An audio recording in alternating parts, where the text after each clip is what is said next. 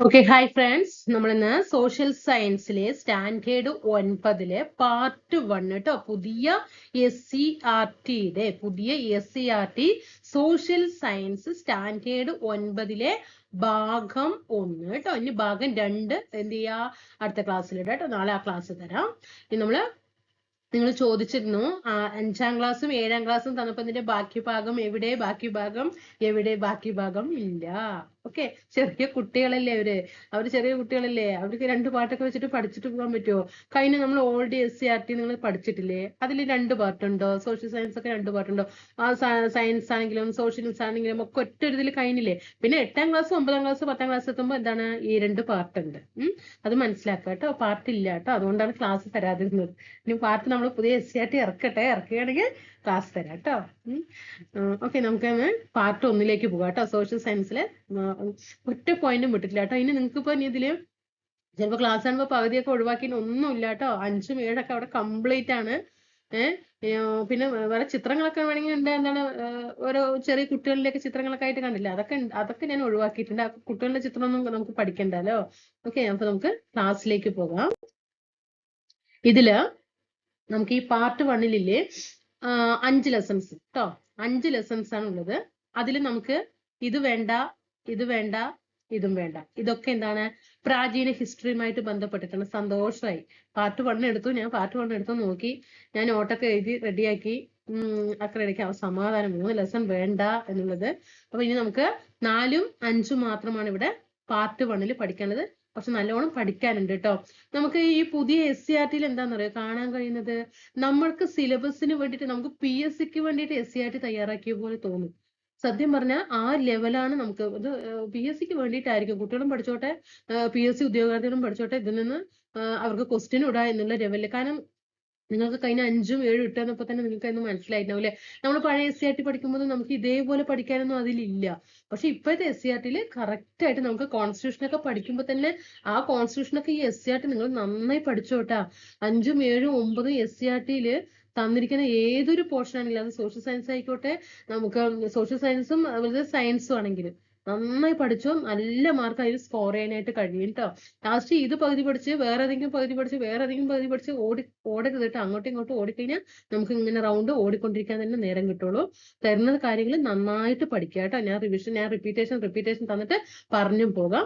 നമുക്കിനി ഇതിൽ ഇന്ത്യൻ ഭരണഘടനയിലെ അധികാര വിന്യാസവും ഇന്ത്യയിലെ ജനസംഖ്യാ പ്രവണതകളും നല്ല രീതിയിൽ പഠിക്കാനുണ്ട്. നമുക്ക് ക്ലാസ് ഓരോന്നായിട്ട് പഠിക്കാം കേട്ടോ. ഇനി ഫസ്റ്റ് തന്നെ എന്ത് ചെയ്തിട്ടുണ്ട്, ആമുഖം തന്നിട്ടുണ്ട്. ഇത് ഞാൻ കഴിഞ്ഞ ക്ലാസ്സിൽ ആമുഖത്തെ കുറിച്ചിട്ടൊക്കെ പറഞ്ഞു തന്നിട്ടുണ്ടായിരുന്നു. ഇനി ഈ ആമുഖം തന്നെ നമുക്ക് എന്ത് ചെയ്യുന്നുണ്ട്, ഇത് ഫസ്റ്റ് നമുക്ക് സ്റ്റാർട്ടിങ്ങില് ലെസന്റെ ഫസ്റ്റ് നമ്മൾ അവർ ആമുഖം, കാരണം അതിൽ നിന്ന് കറണ്ട് അഫയർ നമുക്ക് പഠിക്കാനുണ്ട്. എന്താണ് ആമുഖം? സ്കൂൾ പാഠപുസ്തകങ്ങളിൽ ആമുഖം നിർബന്ധമാക്കിയ സംസ്ഥാനം ഏതെന്ന് ചോദിച്ചാൽ ഏതാണ്? അത് കേരളമാണ്. ആദ്യമൊന്നും SCRT ലെസൺസില് ആമുഖം എന്തില്, മൗലിക കടമകള് SCRT ലെസന്റെ ഫ്രണ്ടിൽ ഇടാറുണ്ട്. പക്ഷെ ആമുഖം ഉണ്ടായിരുന്നില്ല. പക്ഷെ ഇപ്പൊ നമുക്ക് കറണ്ട് അഫയറിൽ പഠിക്കാനുണ്ട്. എന്താണ് ആമുഖം? സ്കൂൾ പാഠപുസ്തകങ്ങളിൽ ആമുഖം ഉൾപ്പെടുത്തണമെന്ന് നിർബന്ധമാക്കിയ സംസ്ഥാനം ഏതാണ്? അത് നമ്മുടെ കേരളമാണ് കേട്ടോ. അതിനുശേഷമാണ് ഈ പുതിയ SCRTയിലൊക്കെ എന്ത് വന്നിരിക്കുന്നത്, ആമുഖം വന്നിരിക്കുന്നത്. ഇനി ഈ ആമുഖം തന്നെ നമുക്ക് എന്ത് ചെയ്യുന്നുണ്ട്, ഈ ലെസണിൽ നമുക്ക് എന്ത് ചെയ്യുന്നുണ്ട്, ഈ പോർഷൻ, ഈ സ്ലൈഡ് കണ്ടോ, ഇത് നമുക്ക് പഠിക്കാനായിട്ട് അവിടെ തന്നിട്ടുണ്ട് കേട്ടോ. അപ്പൊ നമുക്ക് എന്ത് ചെയ്യാം, അത് അവിടെ എത്തുന്ന സമയത്ത് ഇത് ഞാൻ പറഞ്ഞു തന്നിട്ടുണ്ട്, കഴിഞ്ഞ ക്ലാസ്സിൽ പറഞ്ഞു തന്നിട്ടുണ്ട്. ഓർമ്മയുണ്ടല്ലോ, നീതിയും ഇതൊക്കെ കടമെടുത്തത് എന്താണ്, ഇതൊക്കെ പറയുന്നത് നമുക്ക് അവിടെ എത്തുമ്പോൾ ഒന്നും കൂടി ചർച്ച ചെയ്യാം. 4ാമത്തെ ലെസണ് ഇന്ത്യൻ ഭരണഘടനയിലെ അധികാര വിന്യാസം. അപ്പൊ ഇതില് ഈ ലെസണിൽ നമ്മൾ ഇവിടെ നോക്കിക്കോട്ടോ. ഇതൊന്ന് പഠിച്ചോ. നമ്മുടെ ജവഹർലാൽ നെഹ്റുവിന്റെ കോട്ടിംഗ് ആണ് കേട്ടോ. ജവഹർലാൽ നെഹ്റുവിന്റെ വർഷങ്ങൾക്ക് മുമ്പ് നാം വിധിയുമായി ഒരു കൂടിക്കാഴ്ച നടത്തി. ഇതൊക്കെ നമ്മൾ പഠിക്കാറുള്ളതാണ് അല്ലെ. വർഷങ്ങൾക്ക് മുമ്പ് നാം വിധിയുമായി ഒരു കൂടിക്കാഴ്ച നടത്തി. എന്താണ് ആ പ്രതിജ്ഞ പൂർണ്ണമല്ലെങ്കിലും സുപ്രധാനമായി തന്നെ നമ്മൾ നിറവേറ്റിയ സമയമായിരുന്നു. ഇന്ന് പാതിരാമണി മുഴങ്ങുമ്പോൾ ഇന്ത്യ ഉണർത്തെഴുന്നേൽക്കും, പുതുജീവിതത്തിലേക്കും സ്വാതന്ത്ര്യത്തിലേക്കും. ഒരു യുഗം അവസാനിക്കുന്നു. ദീർഘനാളായി അടിച്ചമർത്തപ്പെട്ടിരുന്ന ഒരു രാഷ്ട്രത്തിന്റെ ആത്മാവ് ശബ്ദിക്കുന്നു. ഈ അപൂർവ നിമിഷത്തിൽ ഇന്ത്യയുടെയും ഇവിടുത്തെ ജനങ്ങളുടെയും മനുഷ്യരാശിയുടെയും ആകെ തന്നെയും സേവനത്തിനായി സ്വയം അർപ്പിച്ചുകൊണ്ട് നമുക്ക് പ്രതിജ്ഞ ചെയ്യാം. അതായത് സ്വാതന്ത്ര്യ പുലരിയില് പ്രഥമ പ്രധാനമന്ത്രി ജവഹർലാൽ നെഹ്റു രാഷ്ട്രത്തെ അഭിസംബോധന നടത്തിയ പ്രസംഗത്തിലെ ഒരു ഭാഗമാണ്. മനസ്സിലായോ? അപ്പൊ ജവഹർലാൽ നെഹ്റു സ്വാതന്ത്ര്യ പുലരിയിൽ 47 ഓഗസ്റ്റ് 15 സ്വാതന്ത്ര്യ പുലരിയിൽ നടത്തിയ എന്താണ് പ്രസംഗമാണ് കേട്ടോ. ഒരു അഭിസംബോധന നടത്തിയ പ്രസംഗമാണിത്. ഇത് നെഹ്റുവിൻ്റെതാണ് കേട്ടോ. ഇനി അത് മനസ്സിലാക്കി. ഇനി ഇതിൽ നമുക്കിവിടെ പഠിക്കാനുള്ളത് ഈ ഭാഗം ഉണ്ടല്ലോ, ഈ ഭാഗം ജസ്റ്റ് ഒന്ന് വായിക്കാനേ ഉള്ളൂ കേട്ടോ. എന്നാൽ ഞാൻ ജസ്റ്റ് ഒന്ന് വെറുതെ ഒന്ന് വായിച്ചു പോകാം. വൈദേശിക ഭരണത്തിന്റെ കെടുതികൾ കുടഞ്ഞെറിഞ്ഞ് പ്രതീക്ഷാ നിർഭരരും ഉത്തരവാദിത്തപൂർണവുമായ പാതയിലേക്ക് രാജ്യത്തെ നയിക്കാനുള്ള ആഹ്വാനമാണ് ഭരണഘടനാ നിർമ്മാണ സഭയിൽ നെഹ്റു നൽകുന്നത്. 1947 ഓഗസ്റ്റ് 15 ഇന്ത്യ നേടിയ സ്വാതന്ത്ര്യം നമ്മുടെ ഭരണഘടനാ നിർമ്മാണ സഭയെ ഏൽപ്പിച്ച ഉത്തരവാദിത്തം വളരെ വലുതും പ്രധാനപ്പെട്ടതുമായിരുന്നു. ബ്രിട്ടീഷ് ഭരണത്തിൽ വിവേചനപരവും ജനാധിപത്യ വിരുദ്ധവും നീതിരഹിതവുമായ നടപടികൾക്ക് ജനങ്ങൾ വിധേയമാക്കപ്പെട്ടിരുന്നു. അക്കാലത്ത് ഇന്ത്യൻ സമൂഹത്തിൽ നിലനിന്നിരുന്ന ജാതി വ്യവസ്ഥയും മറ്റു സാമൂഹിക ദുരാചാരങ്ങളും മനുഷ്യാവകാശ ലംഘനങ്ങളും ആധുനിക സമൂഹത്തിന് ചിന്തിക്കാൻ കഴിയുന്നതിനും അപ്പുറമായിരുന്നു. സ്വാതന്ത്ര്യാനന്തരം ഇവയ്ക്കെല്ലാം പരിഹാരമാകുന്ന ഒരു ജനാധിപത്യ ഭരണക്രമവും ക്ഷേമരാഷ്ട്ര സംവിധാനവും ഉണ്ടാകണമെന്ന ചിന്ത നമ്മുടെ ദേശീയ പ്രസ്ഥാനത്തിലേക്ക് ജനങ്ങൾക്കും ഉണ്ടായിരുന്നു. സ്വതന്ത്ര ഇന്ത്യ ജനങ്ങൾക്ക് നൽകിയ പ്രധാനപ്പെട്ട 2 വാഗ്ദാനങ്ങളായിരുന്നു ജനാധിപത്യ ഭരണക്രമവും ക്ഷേമരാഷ്ട്ര നിർമ്മാണവും. ശ്രദ്ധിക്കുക കേട്ടോ. സ്വതന്ത്ര ഇന്ത്യ 47 ഓഗസ്റ്റ് 15 സ്വാതന്ത്ര്യം കിട്ടിയ ശേഷം സ്വതന്ത്ര ഇന്ത്യ ജനങ്ങൾക്ക് നൽകിയ പ്രധാനപ്പെട്ട 2 വാഗ്ദാനങ്ങൾ ഏതൊക്കെ എന്ന് ചോദിച്ചാൽ, ഒന്ന് ജനാധിപത്യ ഭരണക്രമം. അതായത് നമ്മുടെ ഇന്ത്യ എന്ന് പറയുന്നത് ഒരു ജനാധിപത്യ രീതിയിലുള്ള ഒരു ഭരണം ആണല്ലോ. ഇനി നമ്മുടെ ഒരു ജനാധിപത്യ രീതിയാണ് അല്ലെ. ജനാധിപത്യ ഭരണക്രമവും പിന്നെ എന്താണ്, ക്ഷേമരാഷ്ട്ര നിർമ്മാണം. നമ്മുടെ രാഷ്ട്രത്തിനെ ക്ഷേമങ്ങളെ കൊണ്ടുവന്നിട്ട് അത് ആ നിർമ്മാണവും ആയിരിക്കും എന്നാണ് എന്ത് ചെയ്തത് 2 വാഗ്ദാനങ്ങൾ കൊടുത്തിട്ടുണ്ടായിരുന്നത്. ഭരണഘടനാ നിർമ്മാണ സഭയുടെ രൂപീകരണവും നെഹ്റു അവതരിപ്പിച്ച ലക്ഷ്യപ്രമേയം, ഇതിലേക്കുള്ള ചുവടുവെപ്പ് ഏതൊക്കെയായിരുന്നു? ഭരണഘടനാ നിർമ്മാണ സഭയുടെ രൂപീകരണവും നെഹ്റു അവതരിപ്പിച്ച ലക്ഷ്യപ്രമേയവും. അപ്പൊ സ്വതന്ത്ര ഇന്ത്യ ജനങ്ങൾക്ക്, ശ്രദ്ധിച്ചോട്ടാ, സ്വതന്ത്ര ഇന്ത്യ ജനങ്ങൾക്ക് നൽകിയ 2 വാഗ്ദാനങ്ങൾ ഏതൊക്കെയാണ്? ഒന്ന് ജനാധിപത്യ ഭരണക്രമവും 2 ക്ഷേമരാഷ്ട്ര നിർമ്മാണവും അല്ലെ. അപ്പൊ ഇതൊക്കെ ചെയ്യണമെങ്കിൽ എന്ത് വേണം? അപ്പൊ ഇതൊക്കെ ചെയ്യണമെങ്കിൽ ഇതിലേക്കുള്ള ചുവടുവെപ്പ് ഏതായിരുന്നു?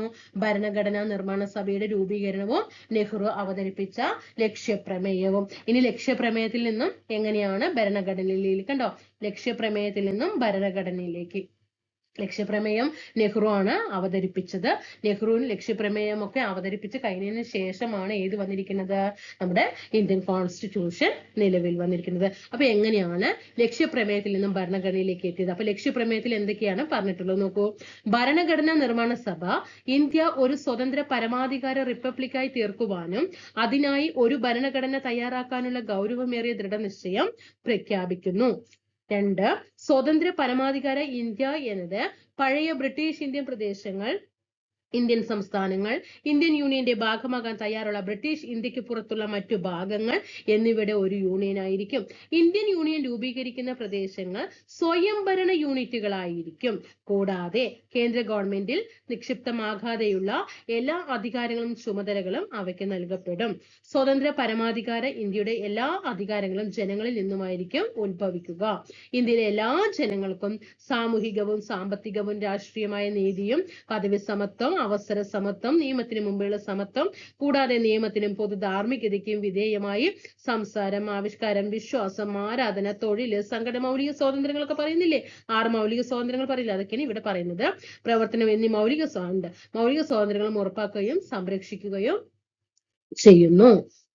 ഇതാണ് എന്ത് പറയുന്നത് 1947 നമ്മുടെ ലക്ഷ്യപ്രമേയത്തെ കുറിച്ച് പറയുന്നത് 1946 ഡിസംബർ 13 1947 സോറി ആണ് 1946 ഡിസംബർ 13 ഭരണഘടനാ നിർമ്മാണ സഭയിൽ ജവഹർലാൽ നെഹ്റു അവതരിപ്പിച്ച ലക്ഷ്യപ്രമേയത്തിലെ ചില ആശയങ്ങളാണ് മുകളിൽ കൊടുത്തിരിക്കുന്നത്.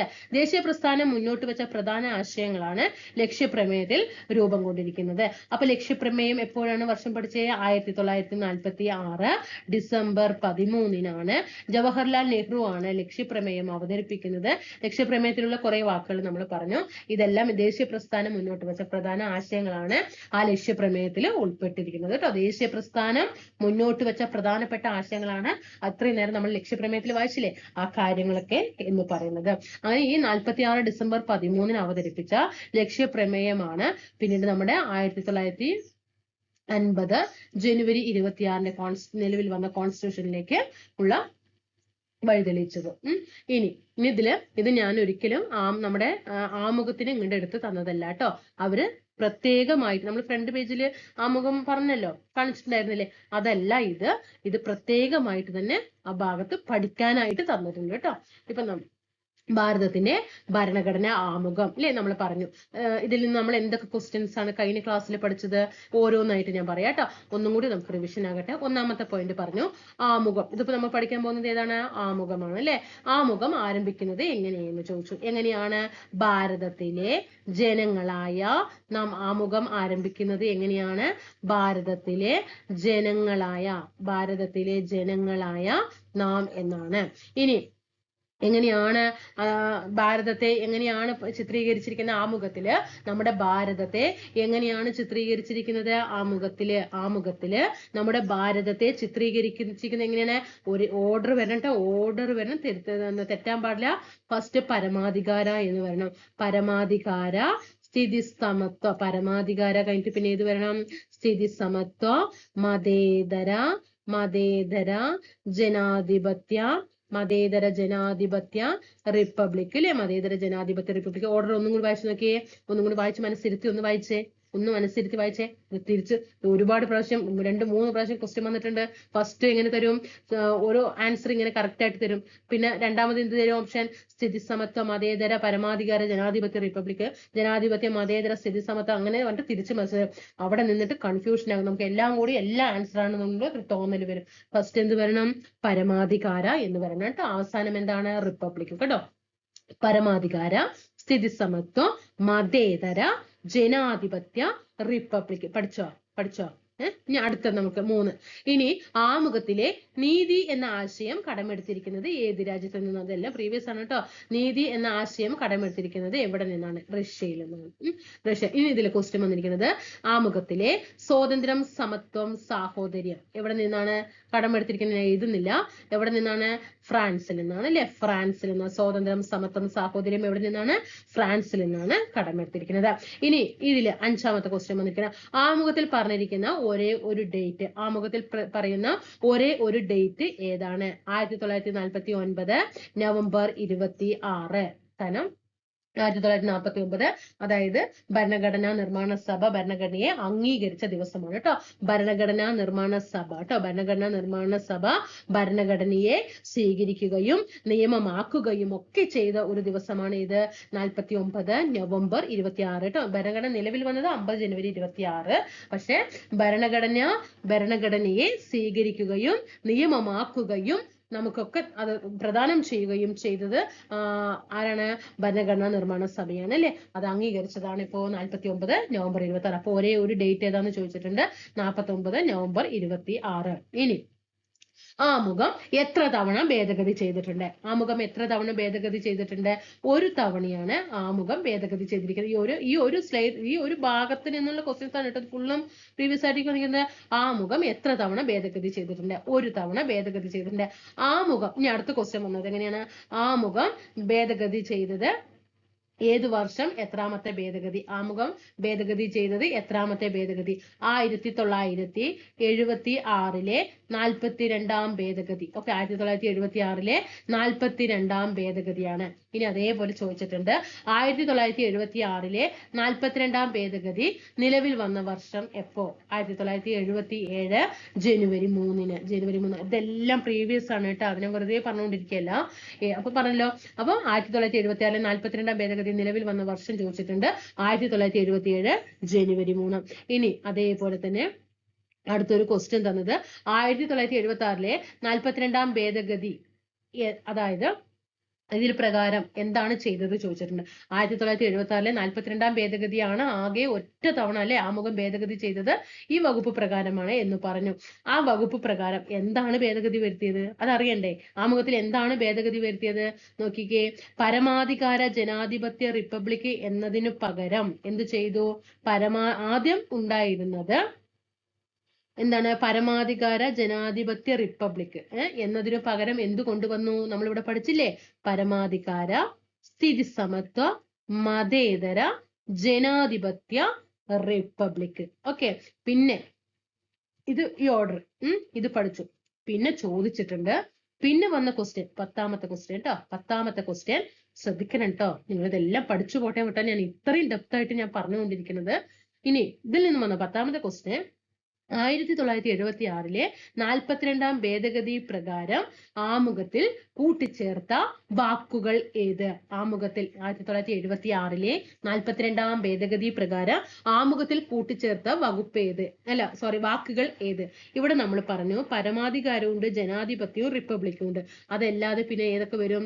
സ്ഥിതി സമത്വ മതേതര, പിന്നെ ഏതാണ് വന്നത്? സ്ഥിതി സമത്വം മതേതര അല്ലെ. എന്താണ്?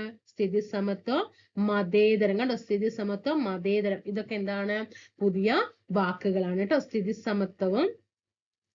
സമത്വം അതുപോലെ മതേതരത്വം. സ്ഥിതി സമത്വം മതേതരത്വം ഒക്കെ എന്താണ്? 1976 42-ാം ഭേദഗതി കൂടെ കൊണ്ടുവന്നാണ്. അതേപോലെ അടുത്ത ക്വസ്റ്റ്യൻ, അടുത്തത് വന്നത് 1976 42-ാം ഭേദഗതി പ്രകാരം രാഷ്ട്രത്തിന്റെ ഐക്യം എന്നതിനു പകരം കൂട്ടിച്ചേർത്ത വാക്ക്. രാഷ്ട്രത്തിന്റെ ഐക്യം എന്നതിനു പകരം കൂട്ടിച്ചേർത്ത വാക്ക് ഏതാണ്? എന്താണ്? രാഷ്ട്രത്തിന്റെ ഐക്യവും അഖണ്ഡതയും. എന്താണ്? രാഷ്ട്രത്തിന്റെ ഐക്യവും അഖണ്ഡതയും എന്ന് കൂട്ടിച്ചേർത്തു. അപ്പോ പരമാധികാര സ്ഥിതി സമത്വ മതേതര ജനാധിപത്യ റിപ്പബ്ലിക് എന്നിങ്ങനെ പൂർണ്ണമായ ഈ ഒരു വാക്ക് നമ്മുടെ ഭാരതത്തിനെ പ്രതിനിധീകരിച്ചു കൊണ്ടുവന്നു 76 42-ാം ഭേദഗതി. 76 42-ാം ഭേദഗതി പ്രകാരമാണ് രാഷ്ട്രത്തിന്റെ ഐക്യം എന്നതിന് പകരം രാഷ്ട്രത്തിന്റെ ഐക്യവും അഖണ്ഡതയും എന്ന് ആക്കി മാറ്റിയത്. ഇനി അടുത്ത ക്വസ്റ്റ്യൻ വന്നത് 12ാമത്തെ ക്വസ്റ്റ്യൻ വന്നത്, ഞാൻ ഒന്നോണ പറയല്ല കേട്ടോ, ഒരിക്കലും ക്ലാസ്സിനെ ആകർഷിക്കാൻ വേണ്ടി ഒരിക്കലും പ്രീവിയസ് ക്വസ്റ്റ്യൻ ആണെന്ന് പറയില്ല. പ്രീവിയസ് ക്വസ്റ്റ്യൻ എടുത്തു നോക്കിയാൽ നിങ്ങൾക്ക് തെളിയും. ഓക്കെ, ഇതൊന്നും വന്നിട്ടില്ല എന്ന് നിങ്ങൾ പറയുകയാണെങ്കിൽ ഞാൻ എന്താണ് ഈ ജോലി അങ്ങോട്ട് രാജിവെക്കുക കേട്ടോ. ഇനി 12. ഇനി അടുത്ത് വന്ന ക്വസ്റ്റ്യൻ ഞാൻ പറയാം. 1976 42-ാം ഭേദഗതി പ്രകാരം ഈ എന്താണ് സ്ഥിതി സമത്വം മതേതരം വാക്കുകൾ കൂട്ടിച്ചേർത്തു എന്ന് പറഞ്ഞില്ലേ?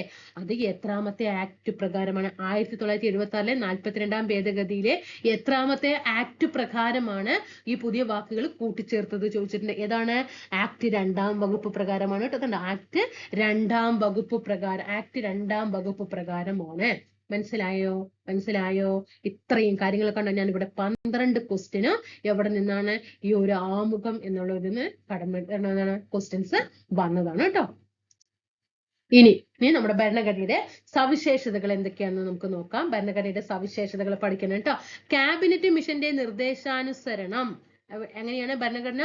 നമുക്ക് ഭരണഘടന ഉണ്ടായത് എങ്ങനെയാണ്? ക്യാബിനറ്റ് മിഷൻ കാരണം അല്ലെ. ക്യാബിനറ്റ് മിഷൻ അതും ചോദിച്ചതാണ്.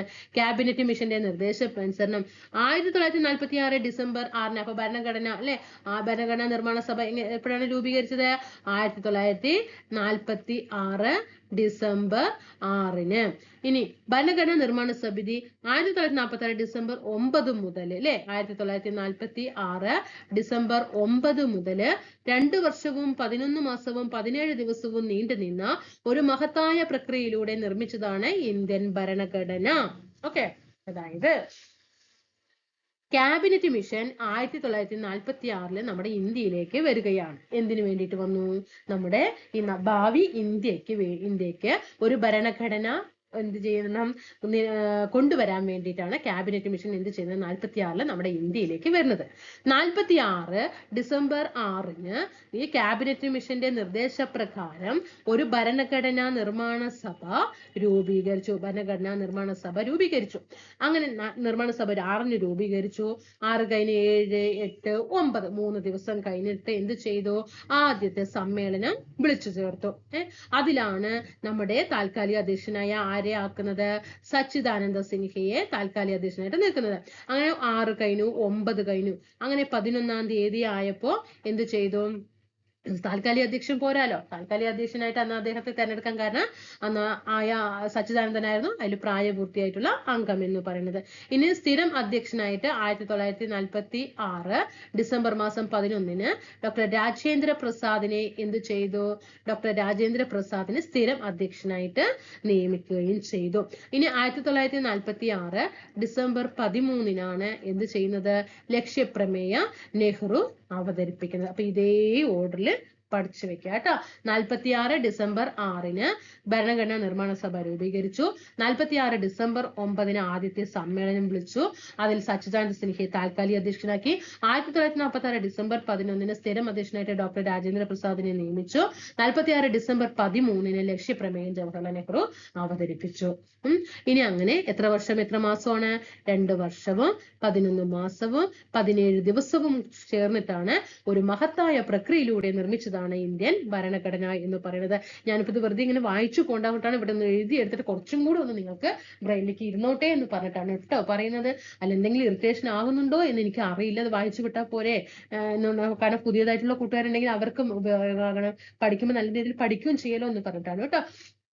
ഇനി 49 നവംബർ 26 അംഗീകരിച്ച് നിയമമാക്കി അല്ലേ. അങ്ങനെ 2 വർഷവും 11 മാസവും 17 ദിവസവും നീണ്ടു നിന്നിട്ട് ഭരണഘടനയൊക്കെ നിർമ്മിച്ച് 49 നവംബർ 26 ഭരണഘടനാ നിർമ്മാണ സഭ ഭരണഘടനയെ അംഗീകരിച്ച് അത് നിയമമാക്കി നമുക്കായി തന്നെ സമർപ്പിച്ച ഇന്ത്യൻ ഭരണഘടനയിൽ 22 ഭാഗങ്ങളും 395 വകുപ്പുകളും 8 പട്ടികകളുമാണ് ഉള്ളത്. ഓക്കെ, എത്രയാണ് ഇന്ത്യൻ ഭരണഘടന നിലവിൽ വരുന്ന സമയത്ത്? എത്രയാണ്? 22 ഭാഗം, പിന്നെ 8 പട്ടിക 395 അനുച്ഛേദങ്ങളുമാണ് അല്ലെ. ഇനി 1950 ജനുവരി 26 നിലവിൽ വന്ന ഇന്ത്യൻ ഭരണഘടന കാലാനുസൃതമായ മാറ്റങ്ങൾ ഉൾക്കൊണ്ട് ഒരു സജീവ പ്രമാണമായിട്ട് തുടരുന്നു. പഠിച്ചു. ഇനി ഇന്ത്യൻ ദേശീയ പ്രസ്ഥാനം മുറുകെ പിടിച്ചതും ലക്ഷ്യപ്രമേയത്തിൽ സൂചിപ്പിച്ചതുമായ നിരവധി ആശയങ്ങൾ ഭരണഘടനയുടെ ഭാഗമായിട്ടുണ്ട്. ഇനി എന്തൊക്കെയാണ് നോക്കാം. നമ്മുടെ ഇന്ത്യൻ ഭരണഘടനയുടെ വിശേഷണങ്ങൾ എന്തൊക്കെയാണ് നോക്കിക്കേ. ഏറ്റവും വലിയ എഴുതപ്പെട്ട ഭരണഘടന അത് നമ്മുടെ ഇന്ത്യയുടേതാണ്. ഏറ്റവും വലിയ എഴുതപ്പെട്ട അല്ലെ ലിഖിത ഭരണഘടന എന്ന് പറയാറുണ്ട് അല്ലെ. 1.5 ലക്ഷത്തോളം വാക്കുകൾ അടങ്ങിയ സമഗ്രവും വിപുലവുമായ രേഖ. രാജ്യത്തിന്റെ വൈവിധ്യവും വൈപുല്യവും പരിഗണിച്ചിട്ടുള്ള വിശദമായ ഉള്ളടക്കം. കണ്ടോ, ഏറ്റവും വലിയ എഴുതപ്പെട്ട ഭരണഘടനയാണ് നമ്മുടെ ഇന്ത്യൻ ഭരണഘടന പറയുന്നത്. ആ എഴുതിയതെന്ന് പറയുമ്പോൾ തന്നെ എത്ര വാക്കുകളാണ് നോക്കിക്കേ. 1.5 ലക്ഷത്തോളം വാക്കുകളാണ് നമ്മുടെ ഇന്ത്യൻ കോൺസ്റ്റിറ്റ്യൂഷനിൽ ഉള്ളത്. ഇനി പാർലമെന്ററി ജനാധിപത്യം അല്ലെ. നമ്മൾ എപ്പോഴും പറയാറില്ലേ, നമ്മൾ എങ്ങനെയാ പറയാ? ഇന്ത്യൻ പാർലമെന്റ് എന്നല്ലേ പറയുന്നത്. ഇന്ത്യൻ പാർലമെന്റ് എന്നല്ലേ പറയുന്നത്. അപ്പൊ നമ്മുടെ ജനാധിപത്യം ഏത് രീതിയിലാണ്? പാർലമെന്ററി ജനാധിപത്യമാണ്. കാര്യനിർവഹണ വിഭാഗത്തിലെ അംഗങ്ങൾ നിയമനിർമ്മാണ സഭയിൽ നിന്നുള്ളവരായിരിക്കും. എന്താണത് പറഞ്ഞ? അതായത് നമ്മുടെ ഇന്ത്യയില് എന്ന് പറയുന്നത് നിയമനിർമ്മാണ വിഭാഗവും കാര്യനിർവഹണ വിഭാഗവും നീതിന്യായ വിഭാഗവും ഉണ്ട് അല്ലെ. 3 തരത്തിലാണ് ഉള്ളത്. ഓക്കെ, ഈ നിയമനിർമ്മാണ വിഭാഗം എന്ന് പറയുന്നത് ആരാണ്? നമ്മുടെ പാർലമെന്റ് ആണ് അല്ലെ. നിയമനിർമ്മാണ വിഭാഗം പാർലമെന്റ് ആണ്. ഇനി പാർലമെന്റ് നിയമിച്ച ഈ നിയമങ്ങൾ എന്ത് ചെയ്യണം? നടപ്പിലാക്കണം അല്ലെ. അതാരാണ്? കാര്യനിർവഹണ വിഭാഗമാണ്. കാര്യനിർവഹണ വിഭാഗം എന്ന് പറയുമ്പോൾ ഉദ്യോഗസ്ഥ വൃന്ദങ്ങളാണ് അല്ലേ. അപ്പോ ഇവിടെ ശ്രദ്ധിക്കാൻ കേട്ടോ, നന്നായിട്ടൊന്ന് ശ്രദ്ധിക്കണേ. ഉറങ്ങണ്ടോ എന്നെണിച്ചേ. ഓക്കെ, ഈ നിയമനിർമ്മാണ വിഭാഗവും ഈ രണ്ടുപേരുണ്ടല്ലോ, നിയമനിർമ്മാണ വിഭാഗവും കാര്യനിർവഹണ വിഭാഗവും തമ്മിൽ എന്താണ്, ഒരുമിച്ചിട്ടാണ് പ്രവർത്തനം. പക്ഷേ ഈ രണ്ടിൽ നിന്നും വ്യത്യസ്തമാണ് ഏത്, നീതിന്യായ വിഭാഗം കേട്ടോ. നീതിന്യായ വിഭാഗം ഒരിക്കലും ഇത് രണ്ടു കൂടെയല്ല പ്രവർത്തിക്കുന്നത്. നിയമനിർമ്മാണ വിഭാഗവും കാര്യനിർവഹണ വിഭാഗവും ഒരുമിച്ച് പ്രവർത്തിക്കുമ്പോൾ ഈ രണ്ടിൽ നിന്നും വ്യത്യസ്തമായിട്ട് ഏത് നിലനിൽക്കുന്നു, നീതിന്യായ വിഭാഗം നിലനിൽക്കുന്നു. അവിടെ ശ്രദ്ധിക്കേണ്ട പോയിന്റാണ്, അതുകൊണ്ട് ഞാൻ എടുത്തു പറഞ്ഞത്. കാര്യനിർവഹണ വിഭാഗത്തിലെ അംഗങ്ങൾ നിയമനിർമ്മാണ സഭയിൽ നിന്നുള്ളവരായിരിക്കും. കണ്ടോ, നിയമം നിർമ്മിക്കുന്നത് ആരാണ്, പാർലമെന്റ് ആണ്. ആ പാർലമെന്റിൽ നിന്നുള്ള അംഗങ്ങളായിരിക്കും ഏതില്, കാര്യനിർവഹണ വിഭാഗത്തിലെ അംഗങ്ങൾ. നിയമനിർമ്മാണ വിഭാഗം കാര്യനിർവഹണ വിഭാഗത്തെ നിയന്ത്രിക്കുകയും ചെയ്യുന്നു. കണ്ടോ, നിയമനിർമ്മാണ വിഭാഗമാണ് കാര്യനിർവഹണ വിഭാഗത്തെ നിയന്ത്രിക്കുന്നത്. അപ്പൊ രണ്ടും എന്താണ്, ഒരുമിച്ചാണ്. ഇനി അടുത്തത് എന്താണ്, ദൃഢവും അയവുള്ളതുമായ ഭരണഘടനയാണ് അല്ലെ. നമ്മുടെ ഭരണഘടന എന്ന് പറയുന്നത് എന്താണ്, ദൃഢവുമാണ് അതുപോലെ അയവുള്ളതുമാണ്. അത് പറയാനുള്ള കാരണം എന്താണെന്ന് ചോദിച്ചാൽ, ചില വ്യവസ്ഥകൾ ഭേദഗതി ചെയ്യാൻ പ്രത്യേക നടപടിക്രമങ്ങൾ പാലിക്കേണ്ടതുണ്ട്. എന്നാൽ മറ്റു ചിലത് സാധാരണ നിയമനിർമ്മാണ രീതിയിൽ ഭേദഗതി ചെയ്യാവുന്നതാണ്. അതായത് ചിലത് എന്ന് പറയുമ്പോൾ കേവല ഭൂരിപക്ഷത്തോട് കൂടിയിട്ടൊക്കെ എന്ത് ചെയ്യാം, ഭേദഗതി ചെയ്യാം. ചിലത് എന്ന് പറയുന്നത് പ്രത്യേക ഭൂരിപക്ഷം തന്നെ വേണ്ടി വരും. അങ്ങനെ ആയതുകൊണ്ടാണ് ദൃഢവും അയവുള്ളതുമായ ഘടന എന്ന് പറയുന്നത്. അതുപോലെ തന്നെ നമ്മുടെ ഭരണഘടനയുടെ മറ്റു വിശേഷമാണ് ഇത്, മൗലിക അവകാശങ്ങളും മൗലിക കർത്തവ്യങ്ങളും അല്ലേ. ഓരോ വ്യക്തിക്കും രാഷ്ട്രം ഉറപ്പുവരുത്തേണ്ട അടിസ്ഥാന അവകാശങ്ങളാണ് ഇത് മൗലിക അവകാശങ്ങൾ എങ്കിൽ മൗലിക കർത്തവ്യങ്ങളോ, പൗരർ രാഷ്ട്രത്തോടും സമൂഹത്തോടും പാലിക്കേണ്ട ഉത്തരവാദിത്തങ്ങളാണ് ഏതിൽ വരുന്നത്, മൗലിക കടമ എന്ന് പറയുന്നത് അല്ലെ. അതേപോലെ മാർഗനിർദ്ദേശക തത്വങ്ങൾ ഭാവി രാഷ്ട്രത്തിന്റെ സാമൂഹിക സാമ്പത്തിക അഭിവൃദ്ധിക്കായിട്ട് രാഷ്ട്രത്തിന് നൽകിയിട്ടുള്ള നിർദ്ദേശങ്ങളാണ് ഏതിൽ വരുന്നത്, മാർഗനിർദ്ദേശം. അപ്പൊ ഇത്രയും സവിശേഷതകളാണ് നമ്മുടെ ഭരണഘടനയിലെ സവിശേഷതകളെ കുറിച്ചിട്ടാണ് പറയുന്നത്. ഇനി ദ്വിമണ്ഡല നിയമനിർമ്മാണ സഭകൾ, മൊത്തം ജനത്തെ പ്രതിനിധീകരിക്കുന്ന അധോസഭ അല്ലെ, ലോകസഭ. നിയമനിർമ്മാണത്തിൽ രണ്ടാമതൊരു ചിന്തയ്ക്കായിട്ട് സംസ്ഥാനങ്ങളെ പ്രതിനിധീകരിക്കുന്ന ഉപരിസഭ അഥവാ രാജ്യസഭ എന്നിങ്ങനെ രണ്ട് സഭകളുണ്ട് അല്ലെ. രാജ്യസഭയും ലോകസഭയും ചേർന്നതാണ് നമ്മുടെ ഇന്ത്യൻ പാർലമെന്റ് എന്ന് പറയുന്നത്. അതെന്താണ്, അതൊരു നിയമ നിർമ്മാണ സഭകളാണ് രണ്ടെണ്ണവും. ശക്തമായ കേന്ദ്ര ഗവൺമെന്റോട് കൂടിയിട്ടുള്ള ഫെഡറലിസം അല്ലെ. അധികാരം കേന്ദ്രത്തിനും സംസ്ഥാനങ്ങൾക്കുമായിട്ട് വേർതിരിച്ചിട്ടുണ്ട് അല്ലെ. നമ്മൾ ലിസ്റ്റുകൾ പറയുന്ന സമയത്ത് ഇന്ന വിഷയങ്ങളൊക്കെ കേന്ദ്രത്തിനാണ്, ഇന്ന വിഷയങ്ങളൊക്കെ സംസ്ഥാനത്തിനാണ്, ഇന്ന വിഷയങ്ങളൊക്കെ രണ്ടിനും ചേർന്നിട്ടുള്ളതാണ്, ചിലത് കേന്ദ്രത്തിന് മാത്രമാണ്, അങ്ങനെയൊക്കെ നമ്മൾ പറയാറുണ്ട്. എങ്കിലും കേന്ദ്രത്തിന് മേൽക്കൈ നൽകുന്ന ചില സവിശേഷ അധികാരങ്ങൾ ഭരണഘടനയിൽ ഉൾപ്പെടുത്തിയിട്ടുണ്ട്. അപ്പൊ രണ്ടുപേരുടെ കേന്ദ്രവും സംസ്ഥാനവും തമ്മിൽ എന്തെങ്കിലും വിഷയങ്ങളിൽ എന്തെങ്കിലും തർക്കങ്ങൾ ഉണ്ടാകുകയാണെങ്കിൽ ആർക്കായിരിക്കും മുൻതൂക്കം കൊടുക്കുക, കേന്ദ്രത്തിന് തന്നെയായിരിക്കും കേട്ടോ.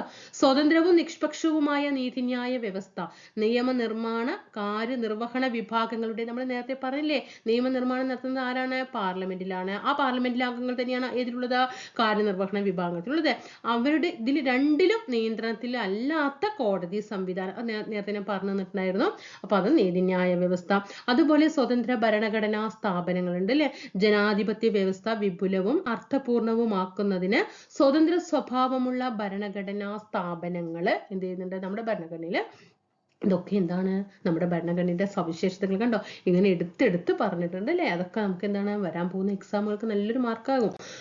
ഇനി എന്താണ് നമ്മൾ പറഞ്ഞു, ഫെഡറലിസം പറഞ്ഞു അല്ലെ. എന്താണ് ഈ ഫെഡറലിസം എന്ന് പറയുന്നത്, നമ്മുടെ ഭരണഘടനയുടെ അടിസ്ഥാനത്തിൽ അധികാരം രണ്ട് തലങ്ങളിലേക്ക് വിഭജിക്കപ്പെടുന്ന ഭരണ സംവിധാനമാണ് എന്ത്, ഫെഡറലിസം. അതായത് രണ്ട് തലങ്ങളിലേക്ക് എന്ന് പറയുമ്പോൾ കേന്ദ്രത്തിലേക്കും സംസ്ഥാനങ്ങളിലേക്കും, കേന്ദ്ര ഗവൺമെന്റുകളും സംസ്ഥാന ഗവൺമെന്റുകളും അധികാരം പങ്കിടുന്ന ഭരണ ക്രമീകരണമാണ് ഏത്, ഫെഡറലിസം എന്ന് പറയുന്നത്. ഫെഡറലിസത്തിന്റെ അടിസ്ഥാന സവിശേഷതകളായിട്ട് കണക്കാക്കുന്നത് എന്തൊക്കെയാണെന്നുള്ളത് നമുക്ക് നോക്കാം. ഇവിടെ ഇന്ത്യൻ ഫെഡറലിസം പറഞ്ഞിട്ട് ചെറിയൊരു ബോക്സിൽ കൊടുത്തിട്ടുണ്ട്. ഭരണഘടനയുടെ സവിശേഷതകളെ കുറിച്ച് നോക്കാട്ടോ.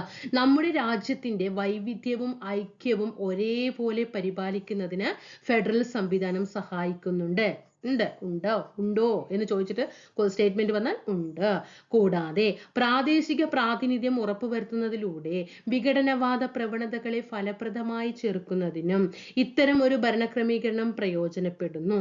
ഭരണത്തിന്റെ വിവിധ തലങ്ങളെ കൂട്ടിയിണക്കി സാമ്പത്തിക പുരോഗതി കൈവരിക്കുന്നതിനും എല്ലാ വിഭാഗങ്ങളുടെയും ക്ഷേമം ഉറപ്പുവരുത്തുന്നതിനും ഫെഡറലിസത്തോടെ സാധിക്കുന്നുണ്ട്.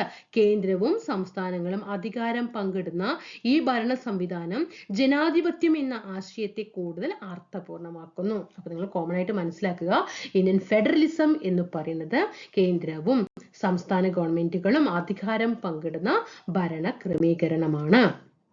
ഓക്കെ, എഴുതപ്പെട്ട ദൃഢമായ ഭരണഘടന, അധികാര വിഭജനം, സ്വതന്ത്രമായ നീതി, ന്യായവ്യവസ്ഥ എന്നിവയാണ്. ഓക്കെ, നമ്മൾ നേരത്തെ ഫെഡറലിസം എന്ന് പറഞ്ഞില്ല, അതിന്റെ പ്രത്യേകതകൾ എന്തൊക്കെയാണ് പറയുന്നത്? എഴുതപ്പെട്ട ദൃഢമായ ഭരണഘടന, അധികാര വിഭജനം, സ്വതന്ത്രമായ നീതിന്യായ വ്യവസ്ഥ. ഓക്കെ, ഇനി ഭാഗം 1. എത്ര ഭാഗങ്ങളുണ്ട്? ഇന്ത്യൻ ഭരണഘടന നിലവിൽ വരുമ്പോൾ എത്ര ഭാഗങ്ങൾ നമ്മൾ പറഞ്ഞു? 22 ഭാഗങ്ങളാണ്. എങ്കിൽ ഇപ്പോൾ എത്രയാണ്? 25 ഭാഗങ്ങളാണ്. അതിൽ ഒന്നാമത്തെ ഭാഗത്തിൽ എന്താണ് പറയുന്നത്? യൂണിയനും അതിന്റെ ഭൂപ്രദേശത്തെ കുറിച്ചിട്ടും പറയുന്നു. യൂണിയന്റെ പേരും ഭൂപ്രദേശവും ഇന്ത്യ, അതായത് ഭാരതം, സംസ്ഥാനങ്ങളുടെ ഒരു യൂണിയൻ ആയിരിക്കുന്നതാണ്. എല്ലാ സംസ്ഥാനങ്ങളുടെയും അല്ലെ, 28 സംസ്ഥാനങ്ങളുടെയും ഒരു യൂണിയനാണ് ഇന്ത്യ, അതായത് ഭാരതം എന്ന് പറയുന്നത്. അതൊക്കെ പറഞ്ഞിരിക്കുന്നത് ഏതിലാണ്? ഭാഗം 1ലാണ്. സംസ്ഥാനങ്ങളും അവയുടെ ഭൂപ്രദേശങ്ങളും ഒന്നാം പട്ടികയിൽ പറഞ്ഞിട്ടുള്ള വിധം ആയിരിക്കുന്നതാണ്. സംസ്ഥാനങ്ങളും അവയുടെ ഭൂപ്രദേശങ്ങളും, അതായത് ഇപ്പൊ നമ്മുടെ കേരള സംസ്ഥാനമുണ്ട്. കേരള സംസ്ഥാനത്ത് ബന്ധപ്പെട്ട നമുക്ക് 14 ജില്ലകളുണ്ട്. അപ്പൊ കേരളവുമായിട്ട് അതിർത്തി പങ്കിടുന്ന എല്ലാ സ്ഥലങ്ങളും അല്ലെ, അതൊക്കെ പറയുന്നത് ഏതാണ്? ഇപ്പൊ നമ്മൾ നമ്മുടെ സംസ്ഥാനത്തെ കുറിച്ച് പറയാം. അങ്ങനെ എല്ലാ സംസ്ഥാനങ്ങളും അതെല്ലാം എന്താണ്? ഒന്നാം പട്ടികയിൽ പറഞ്ഞിട്ടുള്ള വിധം ആയിരിക്കുന്നതാണ്. അതുപോലെ ഭാരതത്തിന്റെ ഭൂപ്രദേശം, സംസ്ഥാനങ്ങളുടെ ഭൂപ്രദേശങ്ങളുടെ ഒന്നാം പട്ടികയിൽ പറഞ്ഞിട്ടുള്ള യൂണിയൻ പ്രദേശങ്ങൾ, ആർജിക്കുന്ന മറ്റു ഭൂപ്രദേശങ്ങളും ഇതൊക്കെ എന്താണ്? അത് എല്ലാം ഇതിലാണ് വരുന്നത്? ഭാഗം 1ലാണ് വരുന്നത്. ഓക്കെ, അതിൽ തന്നെ 1ൽ AB, ഇപ്പൊ കാക്ക ഖങ്ക എന്നൊക്കെ പറയുമ്പോൾ ABC അങ്ങനെ ആ ലെവലിൽ വരുന്നത് കേട്ടോ. ഇനി ഇന്ത്യൻ ഭരണഘടനയുടെ 1ാമത്തെ അനുച്ഛേദം വായിച്ചൂല്ലേ, നമ്മൾ പറഞ്ഞു. ഇതുപ്രകാരം ഇന്ത്യ, അതായത് ഭാരതം, സംസ്ഥാനങ്ങളുടെ ഒരു യൂണിയൻ ആയിരിക്കും അല്ലെ. 28 സംസ്ഥാനങ്ങൾ കൂടി ചേർന്ന ഒരു യൂണിയനാണ് ഏത്? നമ്മുടെ ഇന്ത്യ, അതായത് ഭാരതം. എന്നാൽ ഭരണഘടനയിൽ ഒരിടത്തും ഇന്ത്യ ഒരു ഫെഡറൽ രാഷ്ട്രമാണെന്ന് ശ്രദ്ധിക്കണം കേട്ടോ, ശ്രദ്ധിക്കണേ, വെരി വെരി ഇമ്പോർട്ടന്റ് ആണ്. ശ്രദ്ധിക്കുക, ഇന്ത്യ ഒരു ഫെഡറൽ രാഷ്ട്രമാണെന്ന് ഭരണഘടനയിൽ ഒരിടത്തും എന്ത് ചെയ്യുന്നില്ല? പരാമർശിക്കുന്നില്ല. വെരി ഇമ്പോർട്ടന്റ്, നോട്ട് ചെയ്തോട്ടോ. ഭരണഘടനയിൽ ഒരിടത്തും ഇന്ത്യ ഒരു ഫെഡറൽ, ഇപ്പൊ നമ്മൾ നേരത്തെ പറഞ്ഞില്ല ഇന്ത്യൻ ഫെഡറലിസം, ഇന്ത്യ ഒരു ഫെഡറൽ രാഷ്ട്രമാണ്, കേന്ദ്രവും ഗവൺമെന്റുകളും അധികാരം പങ്കിട്ടെടുക്കുന്നതിനെയാണ് ഫെഡറൽ എന്നൊക്കെ പറഞ്ഞ് നമ്മൾ പഠിച്ചു. പക്ഷേ ഇന്ത്യ ഒരു ഫെഡറൽ രാഷ്ട്രമാണെന്ന് ഇവിടെ പറയുന്നില്ല, ഭരണഘടനയിൽ ഒരിടത്തും പരാമർശിക്കുന്നില്ല. ഇന്ത്യയുടെ സാമൂഹികവും പ്രാദേശികവും ഭൂമിശാസ്ത്രപരവുമായ വൈവിധ്യങ്ങളെ ഉൾക്കൊള്ളുന്നതിനും രാജ്യത്തിന്റെ ഐക്യവും അഖണ്ഡതയും കാത്തുസൂക്ഷിക്കുന്നതിനും വേണ്ടിയിട്ടാണ് നാം ഫെഡറൽ സംവിധാനം രൂപീകരിച്ചത്. ഓക്കെ, ഒരിക്കലും അപ്പൊ ഇന്ത്യ നമ്മുടെ ഭരണഘടനയിൽ ഒരു കോൺസ്റ്റിറ്റ്യൂഷനിൽ ഒരിക്കലും പറയുന്നില്ല നമ്മുടെ ഇന്ത്യ ഒരു ഫെഡറൽ രാഷ്ട്രമെന്ന് പറയുന്നില്ല. പക്ഷെ എന്തിനു വേണ്ടിയിട്ടാണ് ഇന്ത്യ ഒരു ഫെഡറൽ രാഷ്ട്രം രൂപീകരിച്ചത്? എന്തിനു വേണ്ടിയിട്ടാണ്? രാജ്യത്തിന്റെ ഐക്യവും അഖണ്ഡതയും കാത്തുസൂക്ഷിക്കാനും അതുപോലെ തന്നെ ഭൂമിശാസ്ത്രപരമായ വൈവിധ്യങ്ങളെയൊക്കെ ഉൾക്കൊള്ളിക്കുന്നതിനും ഇന്ത്യയുടെ സാമൂഹികവും പ്രാദേശികവും ഒക്കെ ഉൾക്കൊള്ളിക്കുന്നതിന് വേണ്ടിയിട്ടാണ് എന്ത് ചെയ്തത്? നാം ഫെഡറൽ സംവിധാനം സ്വീകരിച്ചത്. എന്തൊക്കെയാണ് ഇന്ത്യൻ ഫെഡറലിസത്തിന്റെ, നമ്മളിപ്പോ ഇന്ത്യ ഫെഡറലിസം സ്വീകരിച്ചു എന്ന് പറഞ്ഞു, അപ്പൊ അതുകൊണ്ടുണ്ടായ എന്തൊക്കെയാണ് സവിശേഷതകൾ? ഇന്ത്യൻ ഫെഡറലിസത്തിന്റെ സവിശേഷതകൾ എന്ന് പറയുന്നത് വെരി ഇമ്പോർട്ടന്റ്. ഓരോ പോയിന്റ് നോക്കുക. കേന്ദ്രത്തിനും സംസ്ഥാനങ്ങൾക്കുമായിട്ട് ഒരു പൊതു ഭരണഘടന. കേന്ദ്രത്തിന് ഒരു ഭരണഘടന, സംസ്ഥാനത്തിന് അങ്ങനെയാണോ? അല്ല, എല്ലാത്തിനും കൂടിയിട്ടില്ല, ഇന്ത്യ എന്ന ഒരു രാജ്യത്തിനായിട്ട് ഒരു പൊതു ഭരണഘടന. അതുപോലെ ഭരണഘടനയുടെ പരമാധികാരം അല്ലെ, ഭരണഘടനയിൽ എന്താണോ പറഞ്ഞിരിക്കുന്നത് അതാണ് നമ്മുടെ ഇന്ത്യ എന്ത് ചെയ്യുന്നത്? കൊണ്ടുപോകുന്നത് അല്ലെ. അപ്പൊ ഭരണഘടനയുടെ ഒരു പരമാധികാരം അവിടെയുണ്ട്. അതേപോലെ തന്നെ ഏക പൗരത്വം, ഇരട്ട പൗരത്വമാണ് നമ്മുടെ ഇന്ത്യയിലുള്ളത്? അല്ല, ഒരേ ഒരു പൗരത്വമാണുള്ളത് ഇല്ലേ. ഭരണഘടന ഭേദഗതി ചെയ്യാൻ ഉള്ള അധികാരങ്ങളിൽ കേന്ദ്രത്തിനാണ് മേൽക്കൈ ഇല്ലേ. ആരാണ് ഭരണഘടന ഭേദഗതി ചെയ്യുക? സംസ്ഥാനങ്ങൾക്ക് ഭരണഘടന ഭേദഗതി ചെയ്യാൻ കഴിയോ? കഴിയില്ല. ആരാണ് ചെയ്യുന്നത്? നമ്മുടെ ഇന്ത്യൻ പാർലമെന്റ് ആണ്, അല്ലെ, കേന്ദ്രമാണ് ചെയ്യുന്നത്. അതുപോലെ ദ്വിമണ്ഡല നിയമനിർമ്മാണ സഭ, ദ്വിമണ്ഡല നിയമനിർമ്മാണ സഭ പറഞ്ഞാൽ ലോകസഭയും രാജ്യസഭയും ചേർന്നതാണ് നമ്മുടെ ഇന്ത്യ എന്ന് പറഞ്ഞപ്പോൾ ദ്വിമണ്ഡല നിയമനിർമ്മാണ സഭയാണ്. അതുപോലെ കേന്ദ്ര സംസ്ഥാന അധികാര വിഭജനം, അല്ലേ, കേന്ദ്രത്തിന് മാത്രമാണ് മൊത്തം അധികാരം? അല്ല, സംസ്ഥാനങ്ങൾക്കും എന്ത് ചെയ്തിട്ടുണ്ട്? കുറെ അധികാരങ്ങൾ വിഭജിച്ചു കൊടുത്തിട്ടുണ്ട്. അതായത് നമ്മൾ ലിസ്റ്റുകളെ കുറിച്ച് പറയുന്നില്ലേ, അതാണ് ഇതിൽ പറയുന്നത്. അതുപോലെ അധികാര വിഭജനത്തിൽ കൂടുതൽ വിഷയങ്ങളും പ്രധാന അധികാരങ്ങളും ആർക്കാണ്? കേന്ദ്രത്തിനാണ്, അല്ലെ. നമ്മൾ ലിസ്റ്റുകൾ പറയുമ്പോൾ കേന്ദ്രത്തിൽ ഇത്ര ലിസ്റ്റ് വിഷയങ്ങളുണ്ട്, സംസ്ഥാനങ്ങളിൽ ഇത്ര വിഷയങ്ങളുണ്ട് എന്നൊക്കെ നമ്മൾ പറയുന്നത്. അപ്പൊ ഏറ്റവും കൂടുതൽ വിഷയങ്ങൾ എവിടെ തന്നെയാണ് കിടക്കുന്നത്? നമ്മുടെ കേന്ദ്രത്തിന് തന്നെയാണ്, അല്ലെ. സ്വതന്ത്രവും നിഷ്പക്ഷവുമായ നീതിന്യായ വ്യവസ്ഥ, അല്ലെ. കാരണം നിയമനിർമ്മാണത്തോടും കാര്യനിർവഹണ വിഭാഗത്തോടും യോജിച്ച് നിൽക്കുന്നില്ല ആര്? നീതിന്യായം എന്ന് പറയുന്നത്, അല്ലെ. നീതിന്യായം എന്ന് പറയുന്നത് വേറിട്ട് നിൽക്കുകയാണ്. നിയമനിർമ്മാണവും കാര്യനിർവഹണവും യോജിച്ച് പ്രവർത്തിക്കുന്ന സമയത്ത് നീതിന്യായം എന്താണ്? വേറിട്ട് നിൽക്കുകയാണ്. കാരണം എന്താണ്? എല്ലാവർക്കും തുല്യനീതി ഉറപ്പാക്കണം. അതിനു വേണ്ടിയിട്ട്, അല്ലെ, സ്വതന്ത്രവും നിഷ്പക്ഷവുമായ നീതിന്യായ വ്യവസ്ഥ, അർദ്ധ ഫെഡറൽ സംവിധാനം. എന്താണ്? അർദ്ധ ഫെഡറൽ സംവിധാനം. അപ്പൊ ഇതൊക്കെ എന്താണ്? നമ്മുടെ ഇന്ത്യൻ ഫെഡറലിസത്തിന്റെ സവിശേഷതകളാണ്. ഇന്ത്യൻ ഭരണഘടന ഉയർത്തിപ്പിടിക്കുന്ന ജനാധിപത്യ പ്രതിബദ്ധതയുടെ മറ്റൊരു സവിശേഷതയാണ് ഇന്ത്യൻ ഫെഡറൽ ഘടന. രാഷ്ട്രത്തിന്റെ അധികാരങ്ങൾ ഒരു തലത്തിൽ മാത്രം കേന്ദ്രീകരിക്കാതെ അവ കേന്ദ്ര സർക്കാരിനും സംസ്ഥാന സർക്കാരുകൾക്കും ഇടയിൽ വിഭജിച്ച് നൽകുന്ന സമീപനമാണ് ഇന്ത്യൻ ഭരണഘടന സ്വീകരിച്ചിട്ടുള്ളത്, അല്ലെ. നമ്മൾ ഇത്ര നേരം പറഞ്ഞു. അധികാര വിഭജനം പരാമർശിക്കുന്ന ഭരണഘടനയുടെ 7ാം പട്ടിക നമുക്ക് പരിശോധിക്കാം കേട്ടോ. അപ്പൊ അധികാര വിഭജനത്തെ കുറിച്ചിട്ട്, അതായത് ലിസ്റ്റുകളെ കുറിച്ചിട്ട് കേട്ടോ. അധികാര വിഭജനം പറയുമ്പോൾ കേന്ദ്രത്തിനും സംസ്ഥാനങ്ങൾക്കും ഒക്കെ എന്ത് ചെയ്തിട്ടുണ്ട്? ഓരോ വിഭാഗങ്ങൾ വേർതിരിച്ചു കൊടുത്തിട്ടുണ്ട്. അപ്പൊ അതിനെക്കുറിച്ച് പ്രതിപാദിക്കുന്നത് എത്രയാണ്?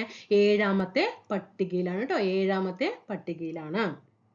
ഇനി നമുക്ക് എങ്ങനെയാണ് അധികാര വിഭജന, ഡിവിഷൻ ഓഫ് പവേഴ്സ് കേട്ടോ, 7ാം പട്ടിക നോക്കാം. Union list, state list, concurrent list, അല്ലെ. എന്താണ് കൺകറന്റ് ലിസ്റ്റിന്റെ? ഒരിക്കൽ കൺകറന്റ് ലിസ്റ്റ്, നമ്മളിപ്പോൾ കൺകറന്റ് ലിസ്റ്റ് പഠിക്കാം. പക്ഷെ അതിന്റെ കൺകറന്റ് എന്നതിന് പകരം സമവർത്തി ലിസ്റ്റ് എന്ന് ചോദിച്ചിട്ടുണ്ട് കേട്ടോ. അപ്പൊ കൺകറന്റിന്റെ കറക്റ്റ് മലയാള പദം കൂടിയിട്ട് എന്ത് ചെയ്യുക? നോക്കി വെക്കുക. അപ്പൊ നമുക്ക് യൂണിയൻ ലിസ്റ്റ് ഒന്ന് നോക്കിയാലോ.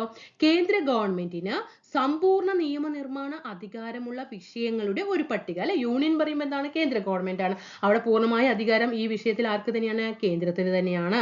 ഭരണഘടന നിലവിൽ വന്ന സമയത്ത് ഇതിൽ 97 വിഷയങ്ങൾ ഉണ്ടായിരുന്നു. ചിലപ്പോൾ ഈ ബോക്സ് ഇങ്ങനെ ഇത് ഈ ഫുള്ള് ചോദിച്ചാൽ എന്ത് ചെയ്യും? അപ്പൊ നമ്മൾ ഭരണഘടന 1950 ജനുവരി 26 നിലവിൽ വരുമ്പോൾ യൂണിയൻ ലിസ്റ്റിൽ എത്രയെന്ന് ചോദിച്ചാൽ 97 വിഷയങ്ങളാണ്.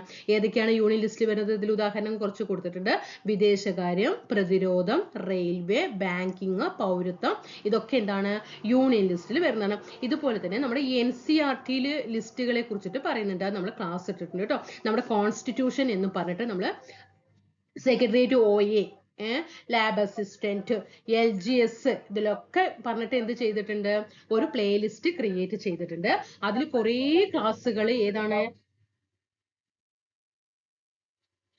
നമ്മള് ഭരണഘടനയുമായിട്ട് ബന്ധപ്പെട്ടിട്ടുള്ള ക്ലാസ്സുകളാണ്. എല്ലാം +2 ബേസ്ഡ് ക്ലാസ്സുകളാണ് ഇട്ടിരിക്കുന്നത്. അതേപോലെ തന്നെ NCERT പ്രത്യേകമായിട്ട് തന്നെ എന്ത് ചെയ്തിട്ടുണ്ട്? കോൺസ്റ്റിറ്റ്യൂഷൻ ക്ലാസ്സുകൾ ഇട്ടിട്ടുണ്ട് കേട്ടോ. അതെല്ലാം ആ പ്ലേലിസ്റ്റിൽ സെക്രട്ടേറിയറ്റ് OA മറ്റുള്ള ഒരു പ്ലേലിസ്റ്റ് ഉണ്ട്. അതിലിങ്ങോട്ട് നോക്കിയാൽ മതി, അതിൽ കാണാനായിട്ട് സാധിക്കും കേട്ടോ. ഇനി സംസ്ഥാന ലിസ്റ്റ്, അല്ലെ. സാധാരണഗതിയിൽ സംസ്ഥാന ഗവൺമെന്റുകൾക്ക് നിയമനിർമ്മാണ അധികാരമുള്ള വിഷയങ്ങളുടെ പട്ടികയാണ്. അപ്പൊ സംസ്ഥാന ലിസ്റ്റ് പറയുമ്പോൾ അത് സംസ്ഥാനങ്ങൾക്കാണ് പൂർണ്ണമായ അധികാരം. തുടക്കത്തിൽ എത്ര വിഷയങ്ങളാണ്? 66. അപ്പൊ യൂണിയൻ ലിസ്റ്റിൽ നമ്മൾ എത്ര പറഞ്ഞു? തുടക്കത്തിൽ 97. സംസ്ഥാനങ്ങളുടെ വന്നപ്പോൾ എത്ര പറഞ്ഞു? 66 പറഞ്ഞു, അല്ലെ. ഏതൊക്കെയാണ് ഉദാഹരണം വരിക? കൃഷി, ജയില്, പോലീസ്, തദ്ദേശ സ്വയംഭരണം തുടങ്ങിയവയ്ക്ക് ഏതെല്ലാം സംസ്ഥാന ലിസ്റ്റിൽ വരുന്നതാണ്. ഇനി സമവർത്തി ലിസ്റ്റിൽ, അതായത് കൺകറന്റ് ലിസ്റ്റ്, കേന്ദ്ര ഗവൺമെന്റിനും സംസ്ഥാന ഗവൺമെന്റുകൾക്കും നിയമനിർമ്മാണ അധികാരമുള്ള വിഷയങ്ങളുടെ പട്ടികയാണിത്. തുടക്കത്തിൽ എത്ര വിഷയങ്ങളാണ്? 47 വിഷയങ്ങളാണ്. അപ്പോൾ യൂണിയൻ ലിസ്റ്റ് എന്ന് പറയുമ്പോൾ യൂണിയൻ ആണ്, അവിടെ പേര് തന്നെ വന്നിട്ടുണ്ട്. അത് മുഴുവൻ കേന്ദ്ര ഗവൺമെന്റിന്. ഇനി സംസ്ഥാന ലിസ്റ്റ് എടുക്കുമ്പോഴോ അത് സംസ്ഥാനം വന്നു, അപ്പൊ സംസ്ഥാനങ്ങൾക്കാണ് പൂർണ്ണ അധികാരം. ഇനി സമവർത്തി ലിസ്റ്റ് പറയുമ്പോൾ രണ്ടു പേർക്കും വരും, കേന്ദ്രത്തിനും വരും സംസ്ഥാനത്തിനും വരും. തുല്യ എന്താണ്? കേന്ദ്ര ഗവൺമെന്റിനും സംസ്ഥാന ഗവൺമെന്റുകൾക്കും നിയമനിർമ്മാണ അധികാരമുള്ള വിഷയങ്ങളുടെ പട്ടികയാണ്. ഉദാഹരണം വിദ്യാഭ്യാസം, വനം, ട്രേഡ് യൂണിയൻ, വിവാഹം, ജനന മരണ രജിസ്ട്രേഷൻ. ഇതിലൊക്കെ ഏതാണ്? ശ്രദ്ധിക്കാട്ടോ, ജനന മരണ രജിസ്ട്രേഷനൊക്കെ കൺകറന്റ് ലിസ്റ്റിൽ വരുന്നതാണ്. ഇനി അവശേഷിക്കുന്ന അധികാരങ്ങൾ, അവശിഷ്ടാധികാരം എന്ന് നമ്മൾ പഠിക്കാറുണ്ട്, അല്ലെ. അവശിഷ്ടാധികാരം എന്ന് പറയാറുണ്ട്. അതായത് അവശേഷിക്കുന്ന റെസിജ്വറി പവേഴ്സ്. മേൽപ്പറഞ്ഞ 3 അധികാര പട്ടികകളിലും ഉൾപ്പെടുത്താതായ വിഷയങ്ങളെ അവശേഷിക്കുന്ന അധികാരങ്ങൾ അല്ലെങ്കിൽ അവശിഷ്ട അധികാരങ്ങൾ എന്ന് പറഞ്ഞല്ലേ. ഇവയിൽ നിയമനിർമ്മാണ അധികാരം ആർക്കാണ്? കേന്ദ്ര ഗവൺമെന്റിനാണ് കേട്ടോ. കൺകറന്റ് ലിസ്റ്റില് അധികാരം ആർക്കാണ്? അവശേഷിക്കുന്ന അതായത് അവശിഷ്ട അധികാരം കേന്ദ്ര ഗവൺമെന്റിനാണ്. ഉദാഹരണം സൈബർ നിയമങ്ങൾ കേട്ടോ. അതെല്ലാം പ്രീവിയസ് ആണ് കേട്ടോ. ഇനി നമുക്ക് ഇതൊന്ന് ചെയ്തു നോക്കിയാലോ. കേരളത്തിലേക്ക് പുതിയ തീവണ്ടി അനുവദിച്ചു. ഇത് ഏത് ലിസ്റ്റിൽ വരും? ഒന്ന് പറഞ്ഞേ. നിങ്ങൾക്കൊന്ന് ചെയ്യാൻ കഴിയുന്നുണ്ടോ എന്ന് നോക്കിക്കേ. കേരളത്തിലേക്ക് പുതിയ തീവണ്ടി അനുവദിച്ചു. ഇത് ഏത് ലിസ്റ്റിൽ വരും? യൂണിയൻ ലിസ്റ്റിൽ അല്ലെ. ട്രെയിൻ അല്ലെ. യൂണിയൻ ലിസ്റ്റിൽ വരുന്നതാണ്. റെയിൽവേ വരുന്ന സമയത്ത്. ഓക്കെ. ഇനി ഇന്ത്യ ശ്രീലങ്കയുമായി നയതന്ത്ര കരാറിൽ ഒപ്പുവെച്ചു. ഇന്ത്യ ശ്രീലങ്കയുമായിട്ട് നയതന്ത്ര കരാർ പറഞ്ഞേ. എന്താണ്? വിദേശകാര്യമാണ് അല്ലെ. വിദേശകാര്യമാണ്. അപ്പൊ എന്താണ് അവിടെ? അതും യൂണിയൻ ലിസ്റ്റിൽ വരുന്നതാണ്. ഇനി ജയിൽ ചട്ടങ്ങൾ പരിഷ്കരിച്ചു. ജയിൽ ചട്ടങ്ങൾ. ജയില് ഏത് ലിസ്റ്റിൽ വരുന്നതാണ്? ജയില് അത് നമ്മുടെ സ്റ്റേറ്റ് ലിസ്റ്റിലാണ് കേട്ടോ. ജയിൽ അപ്പോൾ അത് സംസ്ഥാന ലിസ്റ്റിലാണ്. ബിരുദ കോഴ്സുകളുടെ ഘടന പരിഷ്കരിക്കുന്നു. ബിരുദ കോഴ്സുകൾ വിദ്യാഭ്യാസം ഏത് ലിസ്റ്റിൽ വരും? കൺകറന്റ് ലിസ്റ്റിൽ വരും അല്ലെ. കൺകറന്റ് ലിസ്റ്റിൽ ബിരുദം വരും. ദേശീയ വന നയം പ്രഖ്യാപിച്ചു. വനം ഏതിലാണ്? അത് കൺകറന്റ് ലിസ്റ്റിലാണ്. പുതിയ പോലീസ് നയം പ്രഖ്യാപിച്ചു. പോലീസും ജയിലും ഒക്കെ ഇതിലെ വരുന്നത് സ്റ്റേറ്റ് ലിസ്റ്റിലാണ് അല്ലെ. പോലീസും ജയിലും ഒക്കെ സ്റ്റേറ്റ് ലിസ്റ്റിൽ വരും. ഇനി അധികാരം വേർതിരിക്കാൻ നോക്കിക്കേ. ഒരു ബോക്സ് തന്നിട്ടുണ്ട്. ഭരണഘടന ഒരു മൗലിക രേഖയാണ്. ഭരണകൂടത്തിന്റെ 3 ഘടകങ്ങളായ ഏതൊക്കെയാണ്? Executive, judiciary, legislator. അതായത് നമ്മൾ നേരത്തെ പറഞ്ഞില്ലേ നിയമനിർമ്മാണം, കാര്യനിർവഹണം, നീതിന്യായം എന്നിവയുടെ സ്ഥാനവും അധികാരവും അത് നിർവചിക്കുന്നുണ്ട്. ഭരണഘടനയുടെ ലക്ഷ്യം ഭരണകൂടത്തിന്റെ സംവിധാനങ്ങൾ സൃഷ്ടിക്കുക മാത്രമല്ല അവയുടെ അധികാരം പരിമിതപ്പെടുത്തുക എന്നതാണ്. ഇവിടെ ശ്രദ്ധിക്കുക. ഭരണഘടനയുടെ ലക്ഷ്യം ഭരണകൂടത്തിന്റെ സംവിധാനങ്ങൾ സൃഷ്ടിക്കുക മാത്രമല്ല അവയുടെ അധികാരം പരിമിതപ്പെടുത്തുക എന്നതാണ്. കാരണം ഘടകങ്ങളുടെ അധികാരത്തിന് മേൽ ഒരു പരിമിതിയും ഏർപ്പെടുത്തിയിട്ടില്ലെങ്കിൽ സമ്പൂർണ്ണ സ്വേച്ഛാധിപത്യം അല്ലേ. നമ്മൾ കേന്ദ്ര ഗവൺമെന്റുകൾക്കാണെങ്കിലും എന്താണ് അധികാരം അവിടെ നിയന്ത്രിക്കണം. അല്ലെങ്കിൽ എന്താണ്? സ്വേച്ഛാധിപത്യം നടക്കും അല്ലേ. അതങ്ങനെ പറഞ്ഞത് ആരാണ്? ഡോക്ടർ BR അംബേദ്കർ ഭരണഘടനാ നിർമ്മാണ സമിതി നടത്തിയ പ്രസംഗത്തിൽ നിന്നാണ് കേട്ടോ. നോക്കിക്കേ. ആ ഒരു ചേംബറൊക്കെ നോക്കി നല്ല രസമാണ് അല്ലേ കാണാൻ. ഓക്കെ. ഇനി അധികാരം വേർതിരിക്കൽ. നിയമനിർമ്മാണ സഭ, കാര്യനിർവഹണ വിഭാഗം, നീതിന്യായ വിഭാഗം. നമുക്കൊന്ന് നോക്കിയാലോ. നിയമനിർമ്മാണ സഭ നോക്കിക്കോ. നമ്മുടെ ഭരണഘടന വ്യവസ്ഥ ചെയ്യുന്ന അധികാരം വേർതിരിക്കൽ സംവിധാനത്തെ കുറിച്ച് ഭരണഘടനാ ശില്പിയായ BR അംബേദ്കറുടെ നിരീക്ഷണം നമ്മൾ പറഞ്ഞു അല്ലെ. ഇന്ത്യൻ ഭരണ സംവിധാനത്തിൽ അധികാരം നിയമനിർമ്മാണ സഭ, കാര്യനിർവഹണ വിഭാഗം, നീതിന്യായ വിഭാഗം ഇവയിൽ ഏതെങ്കിലും ഒന്നിൽ കേന്ദ്രീകരിക്കുന്നത് തടയുന്നതിനും ജനാധിപത്യത്തെ പിന്തള്ളി ഏകാധിപത്യം കടന്നു വരാതിരിക്കാനും ഭരണഘടന ശ്രദ്ധിച്ചിട്ടുണ്ട്. കാരണം ഇങ്ങനെ നിയമനിർമ്മാണ സഭ എന്നും കാര്യനിർവഹണ വിഭാഗം എന്നും നീതിന്യായ വിഭാഗം എന്നൊക്കെ 3 തരത്തിൽ തിരിച്ചത് എന്തിനു വേണ്ടിയിട്ടാണെന്നാണ് പറയുന്നത്? ഏകാധിപത്യം തടയുന്നതിന് വേണ്ടിയിട്ടാണ്. എന്താണ്? ഏകാധിപത്യം തടയുന്നതിന് എന്നിട്ട് ജനാധിപത്യത്തെ കൊണ്ടുവരാൻ വേണ്ടിയിട്ടുമാണ് ഇത് കൊണ്ടുവന്നതെന്നാണ് പറയുന്നത്. ഓക്കെ. ഈ ചർച്ചകളിൽ നിന്നാണ് പാർലമെന്ററി ഭരണ സംവിധാനവും ഫെഡറൽ ഘടനയും ഉരുത്തിരിഞ്ഞത്. ഇനി അടുത്ത് നോക്കാം.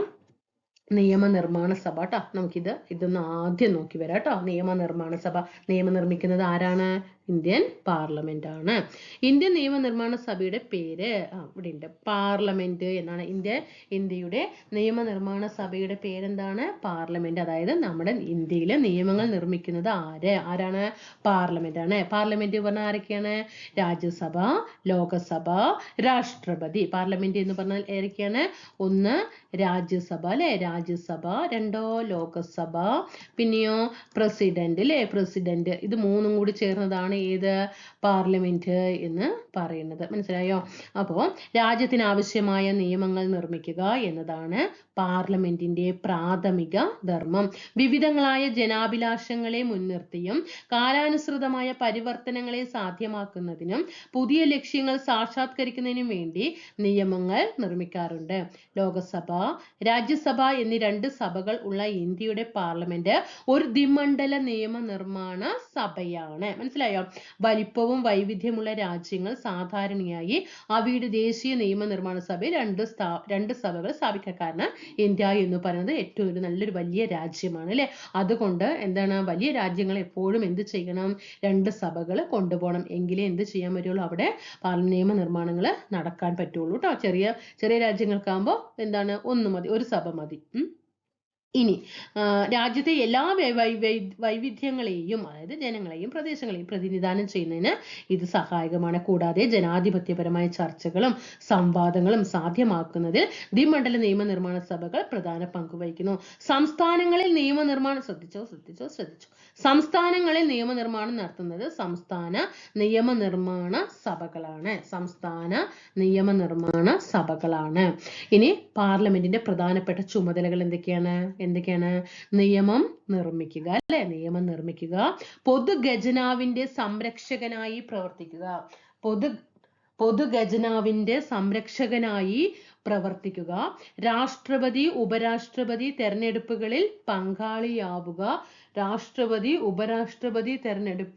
പങ്കാളിയാവുക, എക്സിക്യൂട്ടീവിനെ നിയന്ത്രിക്കുക, ഇംപീച്ച്മെന്റ് നടപടിക്രമങ്ങളിൽ ജുഡീഷ്യൽ അധികാരിയായി പ്രവർത്തിക്കുക. ശ്രദ്ധിച്ചോട്ടാ, നമ്മൾ ഇംപീച്ച്മെന്റ് എന്നൊക്കെ പറയുമ്പോൾ നമ്മൾ ചിലപ്പോൾ സുപ്രീം കോടതി അല്ല ഇവരൊന്നും വരില്ല എന്നൊക്കെ ചിന്തിക്കും. അങ്ങനെയല്ല. ഇംപീച്ച്മെന്റ് നടപടിക്രമങ്ങളിൽ ജുഡീഷ്യൽ അധികാരിയായിട്ട് പ്രവർത്തിക്കുന്നത് ആരാണ്? പാർലമെന്റ് ആണ്. ഭരണഘടനാ ഭേദഗതി പരിഗണിക്കുക, അംഗീകരിക്കുക. ഇതൊക്കെ നമുക്ക് പിന്നെ മനസ്സിലാക്കാനായിട്ട് കഴിയും. പക്ഷെ ഇവിടെ ഇങ്ങനെ ഈ ഒരു പോയിന്റ് ഒക്കെ വരുന്ന സമയത്ത് പൊതുഖജനാവിന്റെ സംരക്ഷകൻ, ഗജനാവ് എന്ന് കേൾക്കുമ്പോൾ നമ്മൾ വേഗം CAG ക്ക് പോകും ചിലപ്പോൾ, അല്ലേ? കൺട്രോളർ ഓഡിറ്റർ ജനറലിനെ കുറിച്ചിട്ട് നമ്മളിപ്പോൾ അദ്ദേഹമാണല്ലോ അത് എന്ന് പറയും. അതെല്ലാം ഇവിടെ ശ്രദ്ധിക്കണം കേട്ടോ. ഒന്ന്, നിയമം നിർമ്മിക്കുക, അത് പാർലമെന്റിന്റെ പ്രധാനപ്പെട്ട ചുമതലയാണ്, അല്ലേ? അതുപോലെ പൊതുഖജനാവിന്റെ സംരക്ഷകനായിട്ട് പ്രവർത്തിക്കുക, രാഷ്ട്രപതി ഉപരാഷ്ട്രപതി തെരഞ്ഞെടുപ്പുകളിൽ പങ്കാളിയാവുക, എക്സിക്യൂട്ടീവിനെ നിയന്ത്രിക്കുക, ഇംപീച്ച്മെന്റ് നടപടിക്രമങ്ങളിൽ ജുഡീഷ്യൽ അധികാരിയായിട്ട് പ്രവർത്തിക്കുക, ഭരണഘടനാ ഭേദഗതി പരിഗണിക്കുക, അംഗീകരിക്കുക. ഇതൊക്കെ എന്താണ്? പാർലമെന്റിന്റെ ചുമതലകളാണ്. ഇനി പാർലമെന്റിന്റെ രണ്ട് സഭകളാണ് ഇത് ദ്വിമണ്ഡല നിയമനിർമ്മാണ സഭ, അല്ലെ? അതായത് രാജ്യസഭയും ലോകസഭയും ട്ടോ. എന്തൊക്കെയാണ് രാജ്യസഭയുടെയും ഇത്രയും പറഞ്ഞ കാര്യങ്ങൾ ഓക്കെ ആയോ? നിങ്ങൾക്ക് മനസ്സിലാകുന്നുണ്ടോ? സ്പീഡ് കമ്മിയാണെങ്കിൽ നിങ്ങൾ എന്ത് ചെയ്യുക? കുറച്ച് സ്പീഡ് കൂട്ടിക്കാണുക. സ്പീഡ് കൂടുതലാണെന്ന് തോന്നുന്നുണ്ടെങ്കിൽ നിങ്ങളൊന്ന് നിങ്ങളുടെ യൂട്യൂബിൽ തന്നെ എന്ത് ചെയ്യുക? അഡ്ജസ്റ്റ് ചെയ്യാനായിട്ട് ശ്രമിക്കുക കേട്ടോ. നിങ്ങൾക്ക് ഞാൻ പറയുന്നത് മനസ്സിലാകുന്നുണ്ട് എന്ന് വിചാരിക്കുന്നു. അപ്പൊ എന്തെങ്കിലും മാറ്റങ്ങൾ വരുത്തണമെങ്കിൽ തീർച്ചയായിട്ടും താഴെ എന്ത് ചെയ്യണം? ഇന്ന പോലെ ഒന്ന് ചെയ്യുമോ എന്ന് ചോദിച്ചിട്ട് താഴെ ഒന്ന് കമന്റ് ഇടണം കേട്ടോ. നിങ്ങളുടെ ഇഷ്ടത്തിനാണല്ലോ ക്ലാസ് പോകേണ്ടത്. ഇനി നമുക്ക് ലോകസഭ എന്താണെന്നുള്ളത് പഠിക്കാം. അപ്പൊ പാർലമെന്റിന് എന്താന്ന് പറഞ്ഞു, നമ്മളെ ഇന്ത്യൻ ഫെഡറലിസം എന്താണെന്ന് പറഞ്ഞു, ലിസ്റ്റുകൾ എന്താണെന്ന് പറഞ്ഞു, പിന്നെന്താ പറഞ്ഞു, പിന്നെ നിയമനിർമ്മാണ വിഭാഗം എന്താണ്, കാര്യനിർവഹണ വിഭാഗം എന്താണ്, അല്ലെ? അതിന്റെ ഒരു വ്യത്യാസം പഠിച്ചു, നീതിന്യായ വിഭാഗങ്ങളെ കുറിച്ച് പഠിച്ചു. ഇനി നമുക്ക് ലോകസഭ എന്താന്നുള്ളത് എടുത്തു പറയുന്നുണ്ട്, പഠിക്കാം കേട്ടോ. ഇനി പാർലമെന്റിന്റെ അധോമണ്ഡല സഭയാണ് ലോകസഭ. ഒന്നാമത്തെ പോയിന്റ് പഠിച്ചേ. ലോകസഭയില് ഒന്നാമത്തെ പോയിന്റ് കേട്ടോ. ലോകസഭയുടെ ഒന്നാമത്തെ പോയിന്റ് പാർലമെന്റിന്റെ അധോമണ്ഡല സഭയാണ് ഇത് ലോകസഭ. 2, ഭൂരിപക്ഷ സമ്പ്രദായ പ്രകാരം ജനങ്ങൾ നേരിട്ടാണ്, അല്ലെ? അപ്പൊ നമ്മളിപ്പോ കഴിഞ്ഞ ഇലക്ഷനിൽ ലോക്സഭയിലേക്ക് അംഗങ്ങളെ അയച്ചിട്ടുണ്ട്, അല്ലെ? ഭൂരിപക്ഷ സമ്പ്രദായ പ്രകാരം ജനങ്ങൾ നേരിട്ടാണ് ലോകസഭാംഗങ്ങളെ തെരഞ്ഞെടുക്കുന്നത്. പഠിച്ചോ? 2. ഇനി മൂന്നാമത്തെ പോയിന്റ് നോക്കിക്കേ. 3, 25 വയസ്സ് പൂർത്തിയായ ലോകസഭയിലേക്ക് മത്സരിക്കാൻ യോഗ്യതയുണ്ട് കേട്ടോ. 25 വയസ്സ് പൂർത്തിയായ ഇന്ത്യൻ പൗരർക്ക് ലോകസഭയിലേക്ക് മത്സരിക്കാൻ യോഗ്യതയുണ്ട്. 4, ലോകസഭയുടെ കാലാവധി എത്രയാണ്? 5 വർഷമാണ് കേട്ടോ. ലോകസഭയുടെ കാലാവധി എത്രയാണ്? 5 വർഷമാണ്. ഇനി അഞ്ചാമത്തെ പോയിന്റ് നോക്കിക്കേ. ലോകസഭയുടെ പരമാവധി അംഗബലം 550 ആണ്. ലോകസഭയുടെ പരമാവധി അംഗബലം 550 ആണ്. എന്നാൽ നിലവിൽ എത്രയാണ്? 543. 2023 തെരഞ്ഞെടുക്കപ്പെട്ട 2023 പ്രകാരം എത്രയാണ്? 543 അംഗങ്ങളാണുള്ളത്. ലോകസഭയിലെ ഭൂരിപക്ഷത്തിന്റെ അടിസ്ഥാനത്തിലാണ് സർക്കാരുകളുടെ രൂപീകരണവും നിലനിൽപ്പും സാധ്യമാകുന്നത്. ആറാമത്തെ പോയിന്റ് പഠിച്ചോ. ലോകസഭയിലെ ഭൂരിപക്ഷത്തിന്റെ അടിസ്ഥാനത്തിലാണ് സർക്കാരുകളുടെ രൂപീകരണവും നിലനിൽപ്പും സാധ്യമാകുന്നത്. ഒരു പാർട്ടിക്കോ അല്ലെങ്കിൽ ഒരു സഖ്യത്തിനോ സർക്കാർ രൂപീകരിക്കാൻ കഴിയാത്ത സാഹചര്യത്തിലോ, അതായത് കുറെ പാർട്ടികളുണ്ട്, അവർക്കൊന്നും വ്യക്തമായിട്ടുള്ള ഭൂരിപക്ഷം ലഭിച്ചിട്ടില്ല എന്നൊരു സന്ദർഭം വരികയാണെങ്കിൽ എന്ത് ചെയ്യാണ്? അതായത് ഒരു പുതിയൊരു പാർട്ടിക്ക് എന്ത് ചെയ്യാൻ പറ്റില്ല? സർക്കാർ രൂപീകരിക്കാൻ അവിടെ ഒരു പറ്റാത്ത സാഹചര്യം വരികയാണെങ്കിൽ രാജ്യം പൊതു തെരഞ്ഞെടുപ്പിലേക്ക് പോകുന്നതാണ്. ലോകസഭയുടെ അധ്യക്ഷൻ പഠിച്ചോളൂ കേട്ടോ. ലോകസഭയുടെ അധ്യക്ഷൻ 7ാമത്തെ പോയിന്റ് പഠിക്കുക. ഇവിടെ 8ാമത്തെ പോയിന്റ് ആണ്. ഇതാ ഇവിടെ 7 വരുന്നുണ്ട് കേട്ടോ. എന്താണ് പറഞ്ഞത്? ലോകസഭയുടെ അധ്യക്ഷൻ ആരാണ്? സ്പീക്കറാണ് അല്ലെ. രാജ്യസഭയുടെ അധ്യക്ഷൻ ആരാണ്? രാജ്യസഭയുടെ അധ്യക്ഷൻ ഉപരാഷ്ട്രപതിയാണ് അല്ലെ. ശ്രദ്ധിക്കണം, ലോകസഭയുടെ അധ്യക്ഷൻ സ്പീക്കറാണ്. ധനപരമായ വിഷയങ്ങളിൽ ലോകസഭയ്ക്ക് രാജ്യസഭയേക്കാൾ കൂടുതൽ അധികാരമുണ്ട് അല്ലെ. ധനബില്ല് അവതരിപ്പിക്കുന്നത് എവിടെയാണ്? ലോകസഭയിലാണ് അല്ലെ. ധനബില്ല് ഒരിക്കലും എവിടെ അവതരിപ്പിക്കാൻ പാടില്ല? രാജ്യസഭയിൽ അവതരിപ്പിക്കാൻ പാടില്ല. ധനബില്ലും അവിശ്വാസ പ്രമേയവും വെരി ഇമ്പോർട്ടന്റ്. ധനബില്ലും അവിശ്വാസ പ്രമേയം ആദ്യം അവതരിപ്പിക്കേണ്ടത് എവിടെയാണ്? ലോകസഭയിലാണ് കേട്ടോ. വേറെ ഏത് ബില്ലും വേണമെങ്കിൽ നമുക്ക് എന്ത് ചെയ്യാം? രാജ്യസഭയിൽ അവതരിപ്പിച്ചിട്ട് പിന്നീട് ലോകസഭയ്ക്ക് വരാം. പക്ഷേ ധനബില്ലും അവിശ്വാസ പ്രമേയവും ആദ്യം അവതരിപ്പിക്കേണ്ടത് ലോകസഭയിലാണ്. ഓക്കെ ആണോ? അപ്പൊ ലോകസഭയെ കുറിച്ച് നമുക്ക് എന്തൊക്കെ പഠിച്ചു? ഒന്നും കൂടി പഠിച്ചാലോ. ഒന്നാമത്തെ പോയിന്റ് നമുക്ക് പഠിക്കാം. അധോമണ്ഡല സഭ അല്ലെ. പാർലമെന്റിന്റെ അധോമണ്ഡല സഭയാണ് ലോകസഭ. ഭൂരിപക്ഷ സമ്പ്രദായ പ്രകാരം ജനങ്ങൾ നേരിട്ട് എന്ത് ചെയ്യുന്നു? ലോകസഭയിലേക്ക് അംഗങ്ങളെ തെരഞ്ഞെടുക്കുന്നു. 3, 25 വയസ്സ് തികഞ്ഞ ഇന്ത്യൻ പൗരന്മാർക്ക് ലോകസഭയിലേക്ക് മത്സരിക്കാൻ സാധിക്കും. 4, 5 വർഷമാണ് ലോകസഭയുടെ കാലാവധി. ലോകസഭയുടെ പരമാവധി അംഗബലം എത്ര? 550. എങ്കിൽ ഇപ്പോൾ എത്ര? 543. ഭൂരിപക്ഷത്തിന്റെ അടിസ്ഥാനത്തിലാണ് സർക്കാരുകളുടെ രൂപീകരണം നിലനിൽപ്പൊക്കെ സാധിക്കുന്നത് അല്ലെ. ഇനി ഒരു പാർട്ടിക്ക് വ്യക്തമായ ഭൂരിപക്ഷം ഒന്നും കിട്ടാതെ വരുന്ന സമയത്ത് ആ സഖ്യത്തിന് എന്ത് ചെയ്യാണ്? ഒരു സർക്കാർ രൂപീകരിക്കാൻ സാധിച്ചിട്ടില്ലെങ്കിൽ എന്ത് ചെയ്യുക? ഒരു പൊതു തെരഞ്ഞെടുപ്പിലേക്ക് പോകുന്നതാണ് അല്ലെ. ഇനി 7ാമത്തെ പോയിന്റ് എന്ത് പറയാ? ലോകസഭയുടെ അധ്യക്ഷൻ ആര്? ലോകസഭയുടെ അധ്യക്ഷൻ സ്പീക്കറാണ്. ഇനി എന്തൊക്കെയാണ് ലോകസഭയില്? ധനബില്ല് അവിശ്വാസ പ്രമേയം ആദ്യം അവതരിപ്പിക്കേണ്ടത് എവിടെയാണ്? ലോകസഭയിലാണ്. നെക്സ്റ്റ് രാജ്യസഭ. പാർലമെന്റിന്റെ ഉപരിസഭയാണ് ഇത് രാജ്യസഭ. ലോകസഭ നമ്മൾ എന്താ പറഞ്ഞത്? അധോസഭ എന്ന് പറഞ്ഞു അല്ലെ. ലോകസഭ എന്താണ്? അധോസഭയാണ്. രാജ്യസഭ എന്താണ്? ഉപരിസഭ. കൺഫ്യൂഷൻ ആണ് കേട്ടോ. ഇവിടെ രാന്നുണ്ട് കേട്ടോ. ഉപരി രാണ്ട്. അപ്പൊ രാജ്യസഭ. ജനസംഖ്യയ്ക്ക് ആനുപാതികമായി സംസ്ഥാനങ്ങൾക്ക് പ്രാതിനിധ്യം നൽകിയിരിക്കുന്ന സഭ. അപ്പൊ രാജ്യസഭ എന്ന് പറയുമ്പോൾ തന്നെ അവിടെ എന്താണ്? സംസ്ഥാനങ്ങൾക്കാണ് പ്രാതിനിധ്യം. ഇനി സംസ്ഥാന നിയമനിർമ്മാണ സഭകളിലെ തെരഞ്ഞെടുക്കപ്പെട്ട എംഎൽഎമാരാണ് രാജ്യസഭാംഗങ്ങളെ തെരഞ്ഞെടുക്കുന്നത്. 30 വയസ്സ് പൂർത്തിയായ ഇന്ത്യൻ പൗരർക്ക് രാജ്യസഭയിലേക്ക് മത്സരിക്കാം. എത്രയാണ്? 30. ലോകസഭ നമ്മൾ എത്രയാണ് പറഞ്ഞത്? 25 വയസ്സാണ്. ഇനി രാജ്യസഭ ഒരു സ്ഥിരം സഭയാണ്. ലോകസഭയുടെ കാലാവധി നമ്മൾ എത്രയാണ് പഠിച്ചത്? 5 വർഷം. ലോകസഭയുടെ കാലാവധി 5 വർഷം. രാജ്യസഭയുടെ കാലാവധി എത്രയാണ്? കാലാവധി ഉണ്ടോ? ഇല്ല. അതൊരു സ്ഥിരം സഭയാണ്. സഭാംഗങ്ങളുടെ കാലാവധി ചോദിച്ചാൽ 6 വർഷം. രാജ്യസഭ ശ്രദ്ധിക്കണം. രാജ്യസഭ എന്ന് പറയുന്നത് ഒരു സ്ഥിരം സഭയാണ്. പക്ഷെ രാജ്യസഭയിലെ അംഗങ്ങളുടെ കാലാവധി എത്രയാണെന്ന് ചോദിച്ചാൽ 6 വർഷമാണ്. രാജ്യസഭയിലെ ഇവിടെ ശ്രദ്ധിച്ചോ, 1/3 കേട്ടോ. 1/3 അംഗങ്ങൾ എന്ത് ചെയ്യും? ഓരോ 2 വർഷം കൂടുമ്പോൾ 1/3 അംഗങ്ങൾ ഓരോ 2 വർഷം കൂടുമ്പോഴും എന്ത് ചെയ്യും? വിരമിക്കും. എന്നിട്ട് ആ ഒഴിവിലേക്ക് എന്ത് ചെയ്യാണ്? തെരഞ്ഞെടുപ്പ് നടക്കുകയും ചെയ്യുന്നു. ഉപരാഷ്ട്രപതിയാണ് രാജ്യസഭയുടെ അധ്യക്ഷൻ. ലോകസഭയുടെ അധ്യക്ഷൻ ആരാണ്? സ്പീക്കറാണ്. ഉപരാഷ്ട്രപതിയാണ് രാജ്യസഭയുടെ അധ്യക്ഷൻ. രാജ്യസഭയുടെ പരമാവധി അംഗബലം എത്രയാണ്?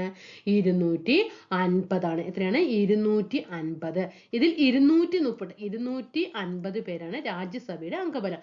അതിൽ 238 പേരെ എന്ത് ചെയ്യും? തെരഞ്ഞെടുക്കും അല്ലെ. എംഎൽഎമാര് തെരഞ്ഞെടുക്കും. എന്നിട്ടോ രാഷ്ട്രപതി ബാക്കി 250 ആകാൻ ബാക്കി 12 പേരില്ലേ, അതിനെ പ്രസിഡന്റ് നാമനിർദ്ദേശം ചെയ്യുന്നു.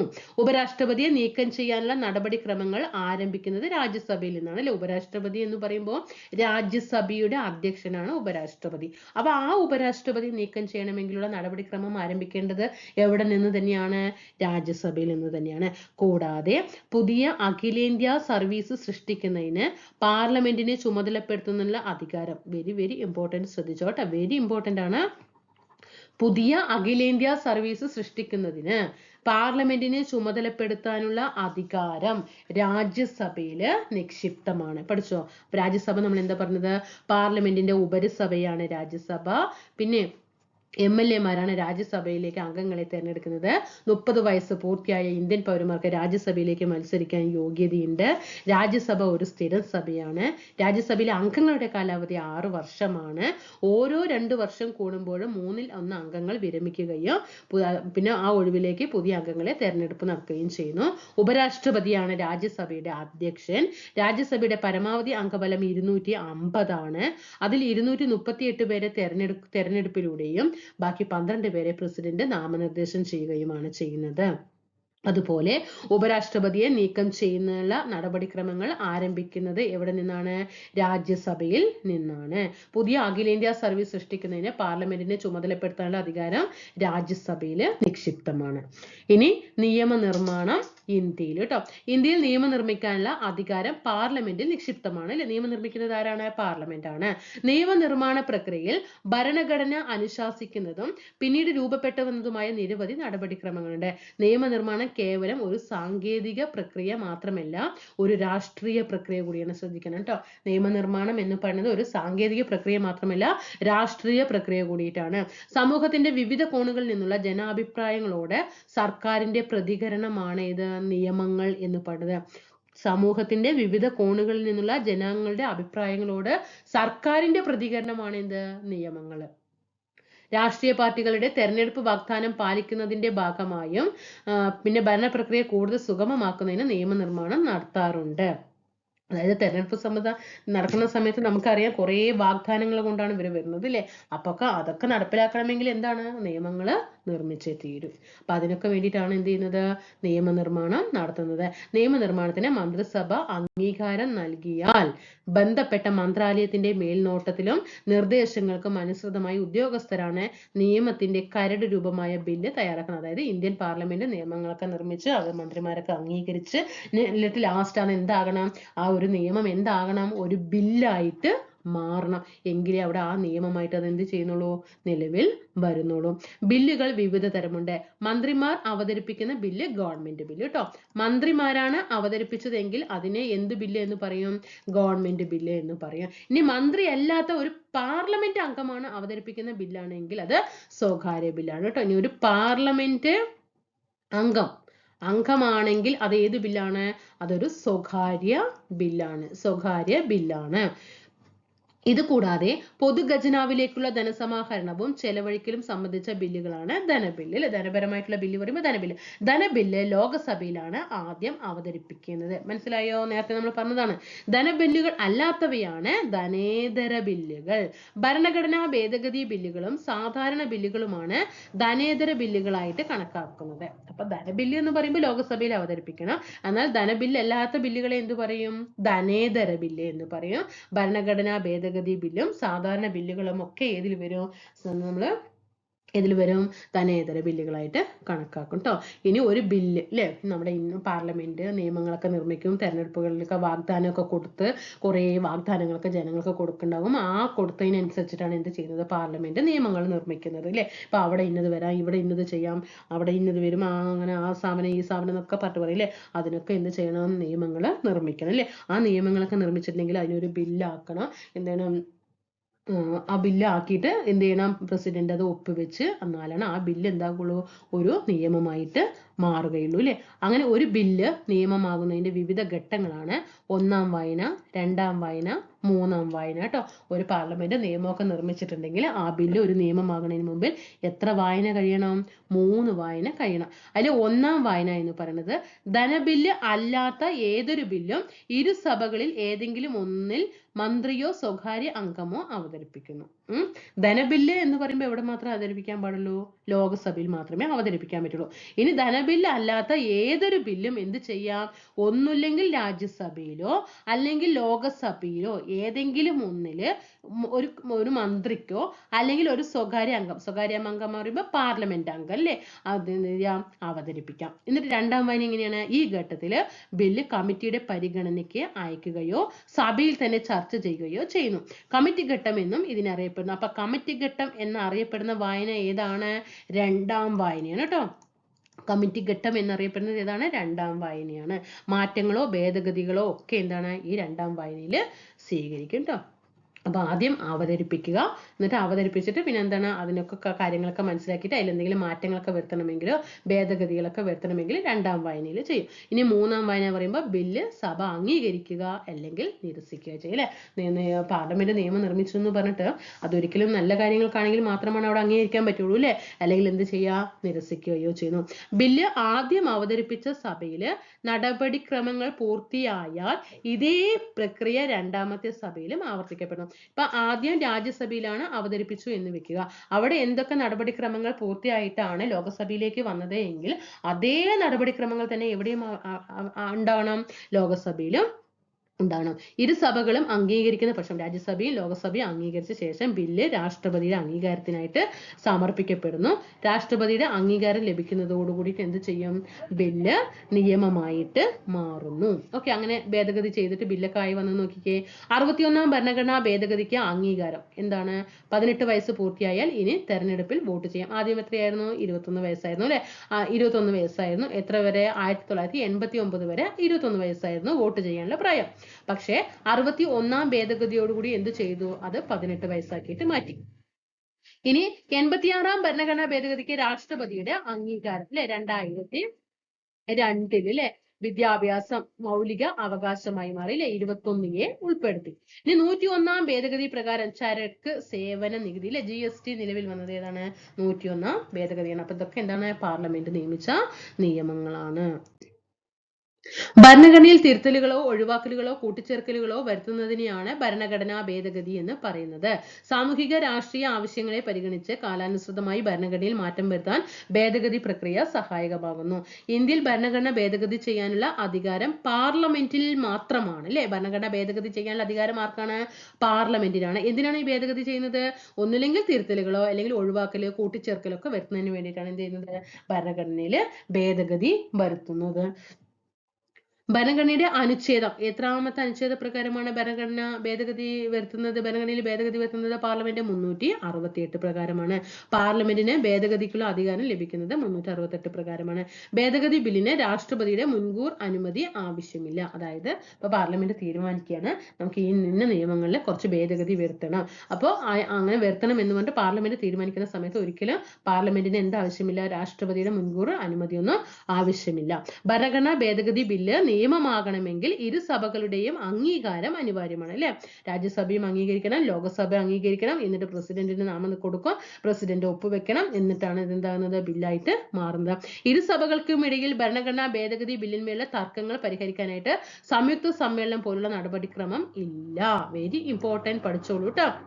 ഇനിയിപ്പോ ഒരു നിയമനിർമ്മാണത്തില് നിയമമൊക്കെ നിർമ്മിച്ചു അല്ലെങ്കിൽ കുറെ വിഷയങ്ങളിലൊക്കെ ഭേദഗതിയൊക്കെ വരുത്തി എന്നിട്ട് ലോകസഭ ഒക്കെ ഇപ്പൊ ഫസ്റ്റ് ലോകസഭയിൽ അവതരിപ്പിച്ചു എന്ന് വെക്കാം. ലോകസഭയിൽ നടപടിക്രമങ്ങളൊക്കെ കഴിഞ്ഞു, എന്നിട്ട് രാജ്യസഭയിലേക്ക് പോകണം.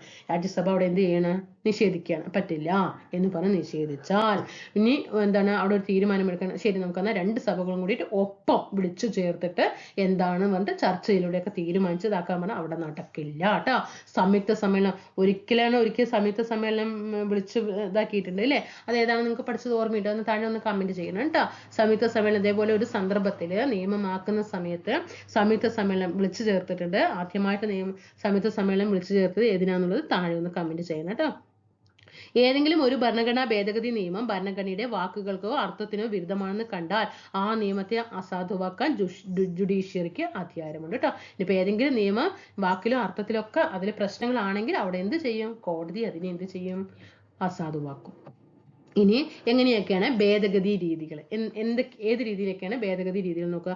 1 അയവുള്ള ഭേദഗതി, 2 ദൃഢമായ ഭേദഗതി, 3 അതിദൃഢമായ ഭേദഗതി. അയവുള്ള ഭേദഗതി പറയുമ്പോൾ ഇന്ത്യൻ ഭരണഘടനയുടെ ചില വകുപ്പുകൾ പാർലമെന്റിന് നമ്മൾ നേരത്തെ പറഞ്ഞില്ലേ കേവല ഭൂരിപക്ഷത്തോടു കൂടിയിട്ട് എന്ത് ചെയ്യാം? സാധാരണ നിയമനിർമ്മാണത്തിന് സമാനമായ നടപടിക്രമങ്ങൾ വഴി ഭേദഗതി ചെയ്യുന്നതാണ്. അതായത് കേവല ഭൂരിപക്ഷം പറയുമ്പോൾ 1/3 ഭൂരിപക്ഷത്തോടെ എന്ത് ചെയ്യാം?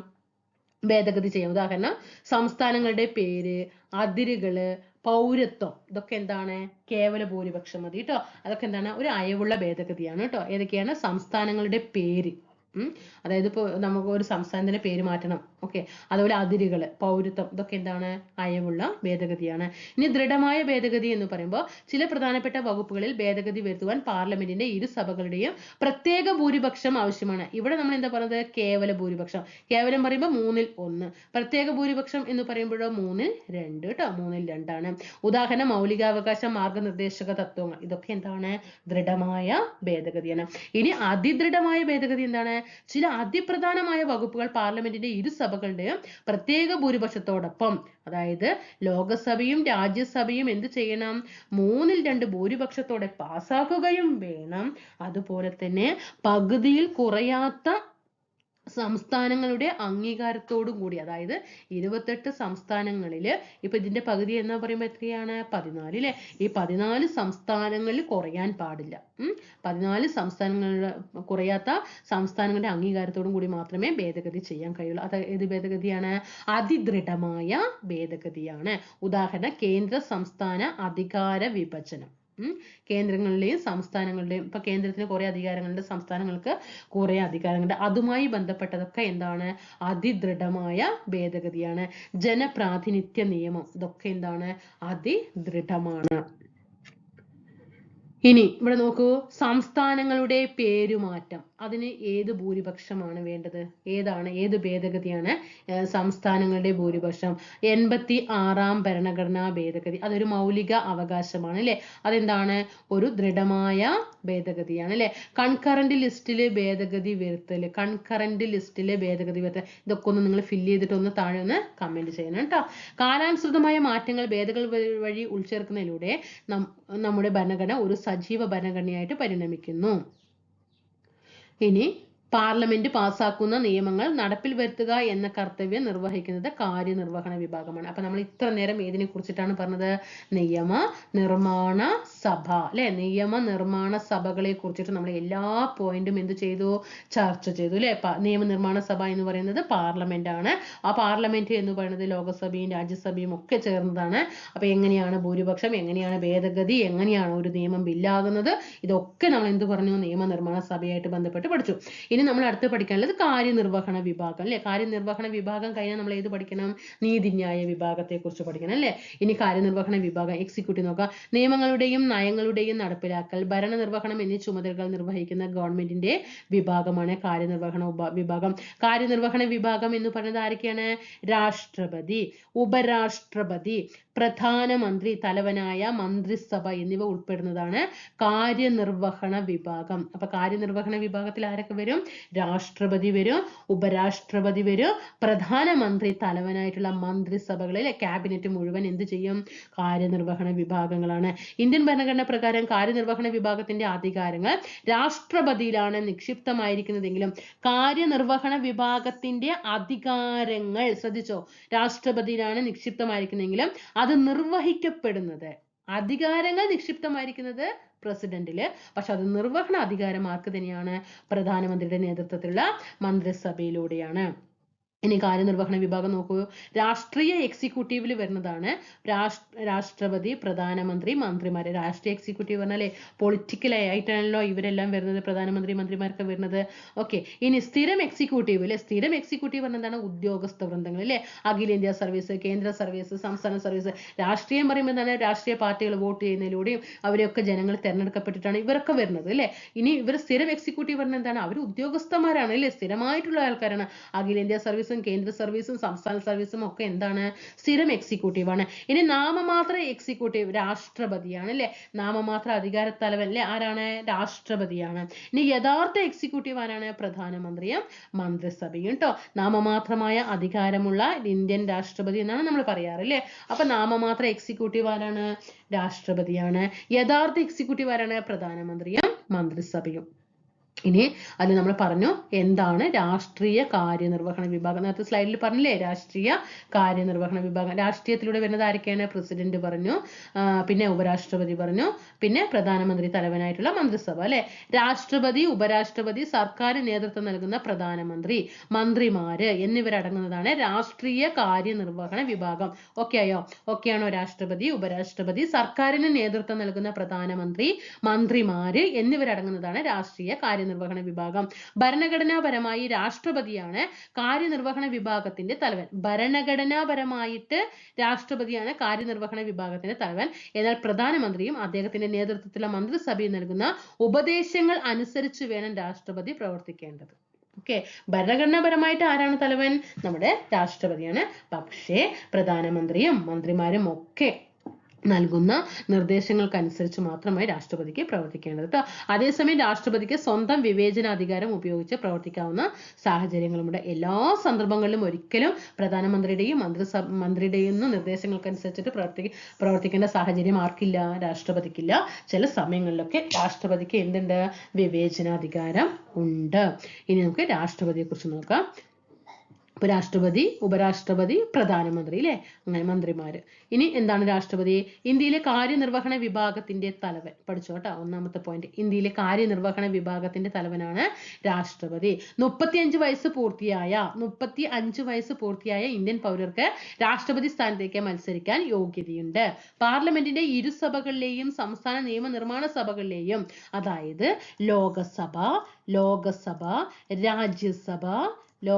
രാജ്യസഭ, സംസ്ഥാന നിയമസഭ, സംസ്ഥാന നിയമനിർമ്മാണ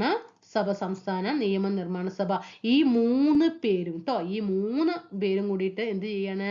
ഈ 3 സഭകളിലെയും, ഇവിടെ ശ്രദ്ധിക്കണം, 3 സഭകളിലെയും തിരഞ്ഞെടുക്കപ്പെട്ട അംഗങ്ങൾ, ഈ ഒരു വാക്ക് ശ്രദ്ധിക്കണം, തെരഞ്ഞെടുക്കപ്പെട്ട അംഗങ്ങൾ ഉൾക്കൊള്ളുന്ന ഇലക്ട്രൽ കോളേജ് ആണ് രാഷ്ട്രപതിയെ തെരഞ്ഞെടുക്കുന്നത്. കാലാവധി എത്രയാണ് രാഷ്ട്രപതിയുടെ കാലാവധി? എത്രയാണ്? 5 വർഷമാണ് രാഷ്ട്രപതിയുടെ കാലാവധി എന്ന് പറയുന്നത്. ഇനി പാർലമെന്റ്, എന്തൊക്കെയാണ് അദ്ദേഹത്തിന്റെ ചുമതലകള്? പാർലമെന്റ് വിളിച്ചു ചേർക്കുക, ലോകസഭ പിരിച്ചുവിടുക, പ്രധാനമന്ത്രിയെയും മന്ത്രിസഭയെയും നിയമിക്കുക, സുപ്രീം കോടതിയിലെയും ഹൈക്കോടതിയിലെയും ജഡ്ജിമാരെ നിയമിക്കുക, സംസ്ഥാന ഗവർണർമാരെ നിയമിക്കുക, അടിയന്തരാവസ്ഥ പ്രഖ്യാപിക്കുക, പ്രതിരോധ സേനകളുടെ സർവ്വ സൈന്യാധിപനായിട്ട് പ്രവർത്തിക്കുക തുടങ്ങിയവയൊക്കെ രാഷ്ട്രപതിയുടെ ചുമതലകളാണ്. രാഷ്ട്രപതി രാജി സമർപ്പിക്കുന്നത് ആർക്കാണ്? ഉപരാഷ്ട്രപതിക്കാണ്. രാഷ്ട്രപതിയുടെ അഭാവം, രാഷ്ട്രപതിയുടെ വേക്കന്റ് ഒഴിഞ്ഞു കിടക്കുകയാണെങ്കിൽ ആ സമയത്ത് ചുമതലകൾ നിർവഹിക്കുന്നത് ആരായിരിക്കും? ഉപരാഷ്ട്രപതി ആയിരിക്കും. അപ്പൊ ഇത്രയും കാര്യങ്ങൾ രാഷ്ട്രപതിയെ കുറിച്ച് മനസ്സിലായല്ലോ. എന്തൊക്കെയാണ് അദ്ദേഹത്തിന്റെ ഡ്യൂട്ടീസ്, എന്തൊക്കെയാന്ന് നോക്കുക, ഇവരെ എങ്ങനെയാണ് ഇലക്ഷൻ തെരഞ്ഞെടുക്കുന്നത് നോക്കുക, എത്രയാണ് കാലാവധി എന്നുള്ളതൊക്കെ നന്നായിട്ട് മനസ്സിലാക്കുക. നമുക്ക് പ്രധാനമന്ത്രിയെ കുറിച്ച് നോക്കാം. രാജ്യത്തിന്റെ ഭരണത്തലവൻ, ഇവിടെ നോക്കണം, അവിടെ കാര്യനിർവഹണ വിഭാഗത്തിന്റെ തലവൻ എന്ന് പറഞ്ഞു അല്ലെ. ഇവിടെ എന്താണ്? രാജ്യത്തിന്റെ ഭരണത്തലവനായ പ്രധാനമന്ത്രി ലോകസഭയിൽ ഭൂരിപക്ഷമുള്ള പാർട്ടിയുടെയും മുന്നണിയുടെയും രാജ്യത്തിന്റെയും നേതാവാണ്. മന്ത്രിസഭ രൂപീകരിക്കുന്നതും മന്ത്രിസഭയിലെയും ക്യാബിനറ്റിലെയും അംഗങ്ങളെ നിശ്ചയിക്കുന്നതും പ്രധാനമന്ത്രിയാണ്. മന്ത്രിമാരുടെ വകുപ്പുകളിൽ മാറ്റം വരുത്താനും ക്യാബിനറ്റിലേക്കും മന്ത്രിസഭയിലേക്കും അംഗങ്ങളെ ഉൾപ്പെടുത്തുവാനും ഒഴിവാക്കാനുമുള്ള അധികാരം പ്രധാനമന്ത്രിക്കാണ്. അതായത് ലോകസഭയിലേക്ക് നമ്മളെ അവിടെ അങ്ങോട്ട് അയക്കുന്നുണ്ട്, അവിടെ മന്ത്രിസഭയുമായി ബന്ധപ്പെട്ട എല്ലാ കാര്യങ്ങളും ചെയ്യുന്നത് ആര് തന്നെയാണ്? പ്രധാനമന്ത്രിയാണ് കേട്ടോ. രാഷ്ട്രപതിയെയും മന്ത്രിസഭയെയും പാർലമെന്റിനെയും പരസ്പരം ബന്ധിപ്പിക്കുന്ന കണ്ണിയായിട്ട് പ്രധാനമന്ത്രി പ്രവർത്തിക്കുന്നു. 5 വർഷ കാലാവധിക്ക് മുമ്പായി ലോകസഭയിലെ ഭൂരിപക്ഷം നഷ്ടമായാൽ പ്രധാനമന്ത്രി രാഷ്ട്രപതിക്ക് രാജി സമർപ്പിച്ച പദവി ഒഴികേണ്ടതാണ് അല്ലെ. 5 വർഷമാണ് പ്രധാനമന്ത്രിയുടെ കാലാവധി. ഈ 5 വർഷത്തിനുള്ളിൽ എന്തെങ്കിലുമൊക്കെ സംഭവങ്ങളൊക്കെ ഉണ്ടായിട്ട് ആ സ്ഥാനം ഒഴിയേണ്ടി വന്നാൽ എന്താണ്? രാഷ്ട്രപതിക്ക് രാജി സമർപ്പിച്ചിട്ട് ഒഴിയണം. ഇനി ഇതൊന്ന് ഫില്ല് ചെയ്തേ, ഇതൊന്ന് ഫില്ല് ചെയ്യുക കേട്ടോ. ടിക്കാണെങ്കിൽ ടിക്ക്, ശരിയാണെങ്കിൽ ശരി, തെറ്റാണെങ്കിൽ തെറ്റ്. കാര്യനിർവഹണ വിഭാഗത്തിന്റെ തലവൻ പ്രധാനമന്ത്രിയാണ്. കാര്യനിർവഹണ വിഭാഗത്തിന്റെ തലവൻ ആരാണ്? കാര്യനിർവഹണ വിഭാഗത്തിന്റെ തലവൻ. തെറ്റ്, പ്രധാനമന്ത്രി അല്ല അല്ലെ. ആരാണ്? പ്രസിഡന്റ് ആണ്. രാഷ്ട്രപതിക്ക് വിവേചനാധികാരമുണ്ട്. ഉണ്ടോ? ഉണ്ട്. ഉണ്ട്, ശരിയാണ് കേട്ടോ, ഉണ്ട്. രാഷ്ട്രപതിക്ക് വിവേചനാധികാരം ഉണ്ട്. എന്താണ് അത് പറഞ്ഞത്? വിവേചനാധികാരം. അപ്പൊ നമ്മൾ പറഞ്ഞു പ്രധാനമന്ത്രിയുടെയും മന്ത്രിസഭയുടെയും നിർദ്ദേശങ്ങൾക്കനുസരിച്ച് വേണം രാഷ്ട്രപതിക്ക് പ്രവർത്തിക്കേണ്ടതെന്ന് നമ്മൾ നേരത്തെ പറഞ്ഞു. പക്ഷെ ചില സമയങ്ങളിലൊന്നും എന്ത് ചെയ്യാം, രാഷ്ട്രപതിക്ക് വിവേചനാധികാരം ഉപയോഗിച്ചുകൊണ്ട് സ്വന്തമായിട്ട് തീരുമാനങ്ങൾ എടുക്കാനൊക്കെ ആർക്ക് അധികാരമുണ്ട്? രാഷ്ട്രപതിക്ക് അധികാരമുണ്ട്. മന്ത്രിസഭയുടെ തലവൻ പ്രധാനമന്ത്രിയാണ്. Yes or no? യെസ്.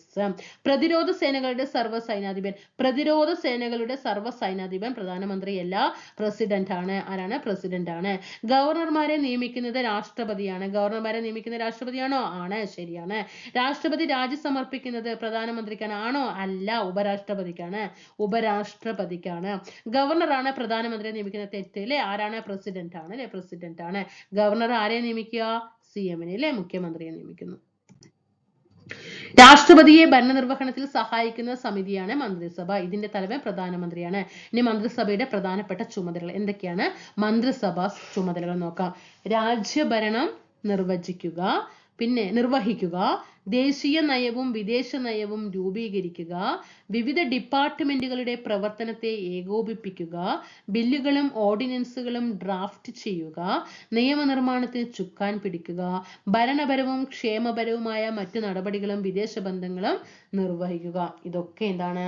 മന്ത്രിസഭയുടെ ചുമതലകളാണ്. മന്ത്രിസഭയുടെ ചുമതലകൾ വരുന്നത് രാജ്യഭരണം നിർവഹിക്കുക, ദേശീയതയും വിദേശ നയവും രൂപീകരിക്കുക, വിവിധ ഡിപ്പാർട്ട്മെന്റുകളുടെ പ്രവർത്തനത്തെ ഏകോപിപ്പിക്കുക, ബില്ലുകളും ഓർഡിനൻസുകളും ഡ്രാഫ്റ്റ് ചെയ്യുക, നിയമനിർമ്മാണത്തിന് ചുക്കാൻ പിടിക്കുക, ഭരണപരവും ക്ഷേമപരവുമായ മറ്റു നടപടികളും വിദേശ ബന്ധങ്ങളും നിർവഹിക്കുക. ഇത്രയും കാര്യങ്ങൾ മന്ത്രിസഭയുടെ ചുമതലകളാണ്. ഇനി സ്ഥിരകാര്യ നിർവഹണ വിഭാഗം. സ്ഥിരകാര്യം, നമ്മൾ രാഷ്ട്രീയ കാര്യം പറഞ്ഞു. സ്ഥിര കാര്യം ആയിരിക്കണം? ഉദ്യോഗസ്ഥ വൃന്ദങ്ങളിൽ അഖിലേന്ത്യാ സർവീസും കേന്ദ്ര സർവീസും സംസ്ഥാന സർവീസും ഒക്കെ എന്താണ്? സ്ഥിരകാര്യ നിർവഹണ വിഭാഗമാണ്. തന്നിരിക്കുന്നത് ശ്രദ്ധിച്ചു പോകട്ടെ. അല്ലാതെ അവിടെ കുറെ രാഷ്ട്രപതി, കുറെ ഇവിടെ ലോകസഭ, അങ്ങനെയല്ല. ഇത് നമ്മൾ ഓർഡർ ആയിട്ടാണ് പറയുന്നത്, എന്താണെന്നുള്ളത്. അപ്പൊ അതേ ഓർഡറിൽ എന്ത് ചെയ്യണം? പഠിച്ചു വരണം. ഗവൺമെന്റിന്റെ ദൈനംദിന പ്രവർത്തനങ്ങൾ നിറവേറ്റുന്നതും ബജറ്റ് ഉൾപ്പെടെയുള്ള ബില്ലുകൾ രൂപീകരിക്കുന്നതിൽ രാഷ്ട്രീയ കാര്യനിർവഹണ വിഭാഗത്തെ സഹായിക്കുന്നതും ബ്യൂറോക്രസി എന്നറിയപ്പെടുന്ന ഉദ്യോഗസ്ഥ വൃന്ദമാണ്. യോഗ്യതയുടെ അടിസ്ഥാനത്തിൽ നാളെ നിങ്ങളെ ആയി മാറും കേട്ടോ. ഈ ബ്യൂറോക്രസിയില് യോഗ്യതയുടെ അടിസ്ഥാനത്തിൽ മത്സര പരീക്ഷകളിലൂടെ തെരഞ്ഞെടുക്കപ്പെടുകയും പരിശീലനം ലഭിക്കുകയും ചെയ്യുന്ന വൈദഗ്ധ്യമുള്ളൊരു നിരൂപണപരമായ വിഭാഗമാണിവർ. നിശ്ചിത റിട്ടയർമെന്റ് പ്രായപരിധി കാലാവധിയുള്ളവരെ ആകയാലാണ് ഇവരെ സ്ഥിരകാര്യ നിർവഹണ വിഭാഗം എന്ന് വിളിക്കുന്നത്. ഇനി നമുക്ക് നീതിന്യായ വിഭാഗം നോക്കാം. നമ്മൾ കാര്യനിർവഹണ വിഭാഗം കഴിഞ്ഞു, നിയമനിർമ്മാണ വിഭാഗം കഴിഞ്ഞു. ഇനി നമ്മൾ നീതിന്യായ വിഭാഗത്തിൽ ശ്രദ്ധിക്കണം കേട്ടോ. നമ്മൾ നിയമനിർമ്മാണ വിഭാഗം പഠിച്ചപ്പോൾ നമ്മൾ പാർലമെന്റ് പറഞ്ഞു, ലോകസഭ പറഞ്ഞു, രാജ്യസഭ പറഞ്ഞു, അതിൻ്റെയൊക്കെ ബില്ലുകളെ കുറിച്ച് പറഞ്ഞു. അതൊക്കെ നമ്മൾ പഠിച്ചു. എന്നിട്ട് നമ്മൾ കാര്യനിർവഹണ വിഭാഗത്തിൽ എത്തിക്കത്തില്ലേ? കാര്യനിർവഹണ വിഭാഗം എന്ന് പറയുമ്പോൾ രാഷ്ട്രപതിയെ കുറിച്ച് പഠിച്ചു, പ്രധാനമന്ത്രിയെ കുറിച്ച് പഠിച്ചു, മന്ത്രിസഭയുടെ പ്രവർത്തനങ്ങളെ കുറിച്ച് പഠിച്ചു. അതങ്ങനെ കഴിഞ്ഞു. ആ കാര്യനിർവഹണ വിഭാഗത്തിൽ തന്നെ കുറെ ഘട്ടങ്ങളുണ്ട്. രാഷ്ട്രീയ കാര്യനിർവഹണമുണ്ട്, സ്ഥിരകാര്യ നിർവഹണമുണ്ട്. അപ്പൊ ആ രാഷ്ട്രീയ കാര്യനിർവഹണം ഒക്കെ പഠിച്ചു, സ്ഥിരകാര്യ നിർവഹണ വിഭാഗത്തെ കുറിച്ച് പഠിച്ചു. ഇനി നമ്മൾ ജുഡീഷ്യറിയെ കുറിച്ച് പഠിക്കുകയാണ്. മുകളിൽ പറഞ്ഞിരിക്കുന്ന നിയമനിർമ്മാണ കാര്യനിർവഹണ വിഭാഗങ്ങൾ ഭരണഘടനാനുസൃതമായി പ്രവർത്തിക്കുന്നതിന് ഉറപ്പുവരുത്തുന്ന സംവിധാനമാണ് നീതിന്യായ വിഭാഗം. പൗരരുടെ അവകാശങ്ങൾ സംരക്ഷിക്കുന്നതോടൊപ്പം ഭരണഘടനാ മൂല്യങ്ങളും സംരക്ഷിക്കുന്നു. അതുകൊണ്ട് നീതിന്യായ വിഭാഗം ഭരണഘടനയുടെ കാവലാൾ എന്നറിയപ്പെടുന്നു. അപ്പൊ ഭരണഘടനയുടെ കാവലാൾ എന്നറിയപ്പെടുന്നത് ആരാണ്? അതായത് നീതിന്യായ വിഭാഗമാണ്. കാര്യക്ഷമമായ ജനാധിപത്യ വ്യവസ്ഥയ്ക്ക് സ്വതന്ത്രവും നിഷ്പക്ഷമായ നീതിന്യായ സംവിധാനം അനിവാര്യമാണ്. അപ്പൊ എങ്ങനെയാണ് നമ്മുടെ രാജ്യത്ത് ജുഡീഷ്യറി എങ്ങനെയാണ്? ഏറ്റവും താഴെത്തട്ടില് കീഴ്ക്കോടതികള്, അതിന്റെ മേലെ ജില്ലാ കോടതികള്, അതിന്റെ മേലെ ഹൈക്കോടതി, അതിന്റെ മേലെ സുപ്രീം കോടതി അല്ലേ? അപ്പൊ നമ്മുടെ സംസ്ഥാനങ്ങളിലെ ഏറ്റവും ഉയർന്ന നീതിന്യായ വിഭാഗം ഏതെന്ന് ചോദിച്ചാൽ ഏതാണ്? ഹൈക്കോടതിയാണ്. ഇനി സുപ്രീം കോടതിയെ കുറിച്ച് നമുക്ക് നോക്കാം. നമ്മുടെ പരമോന്നത നീതിപീഠമായ സുപ്രീം കോടതി നിലവിൽ വന്നത് എപ്പോഴാണ്? 1950 ജനുവരി 28 ന്യൂഡൽഹി. എവിടെയാണ്? ന്യൂഡൽഹി ആണ് ആസ്ഥാനം.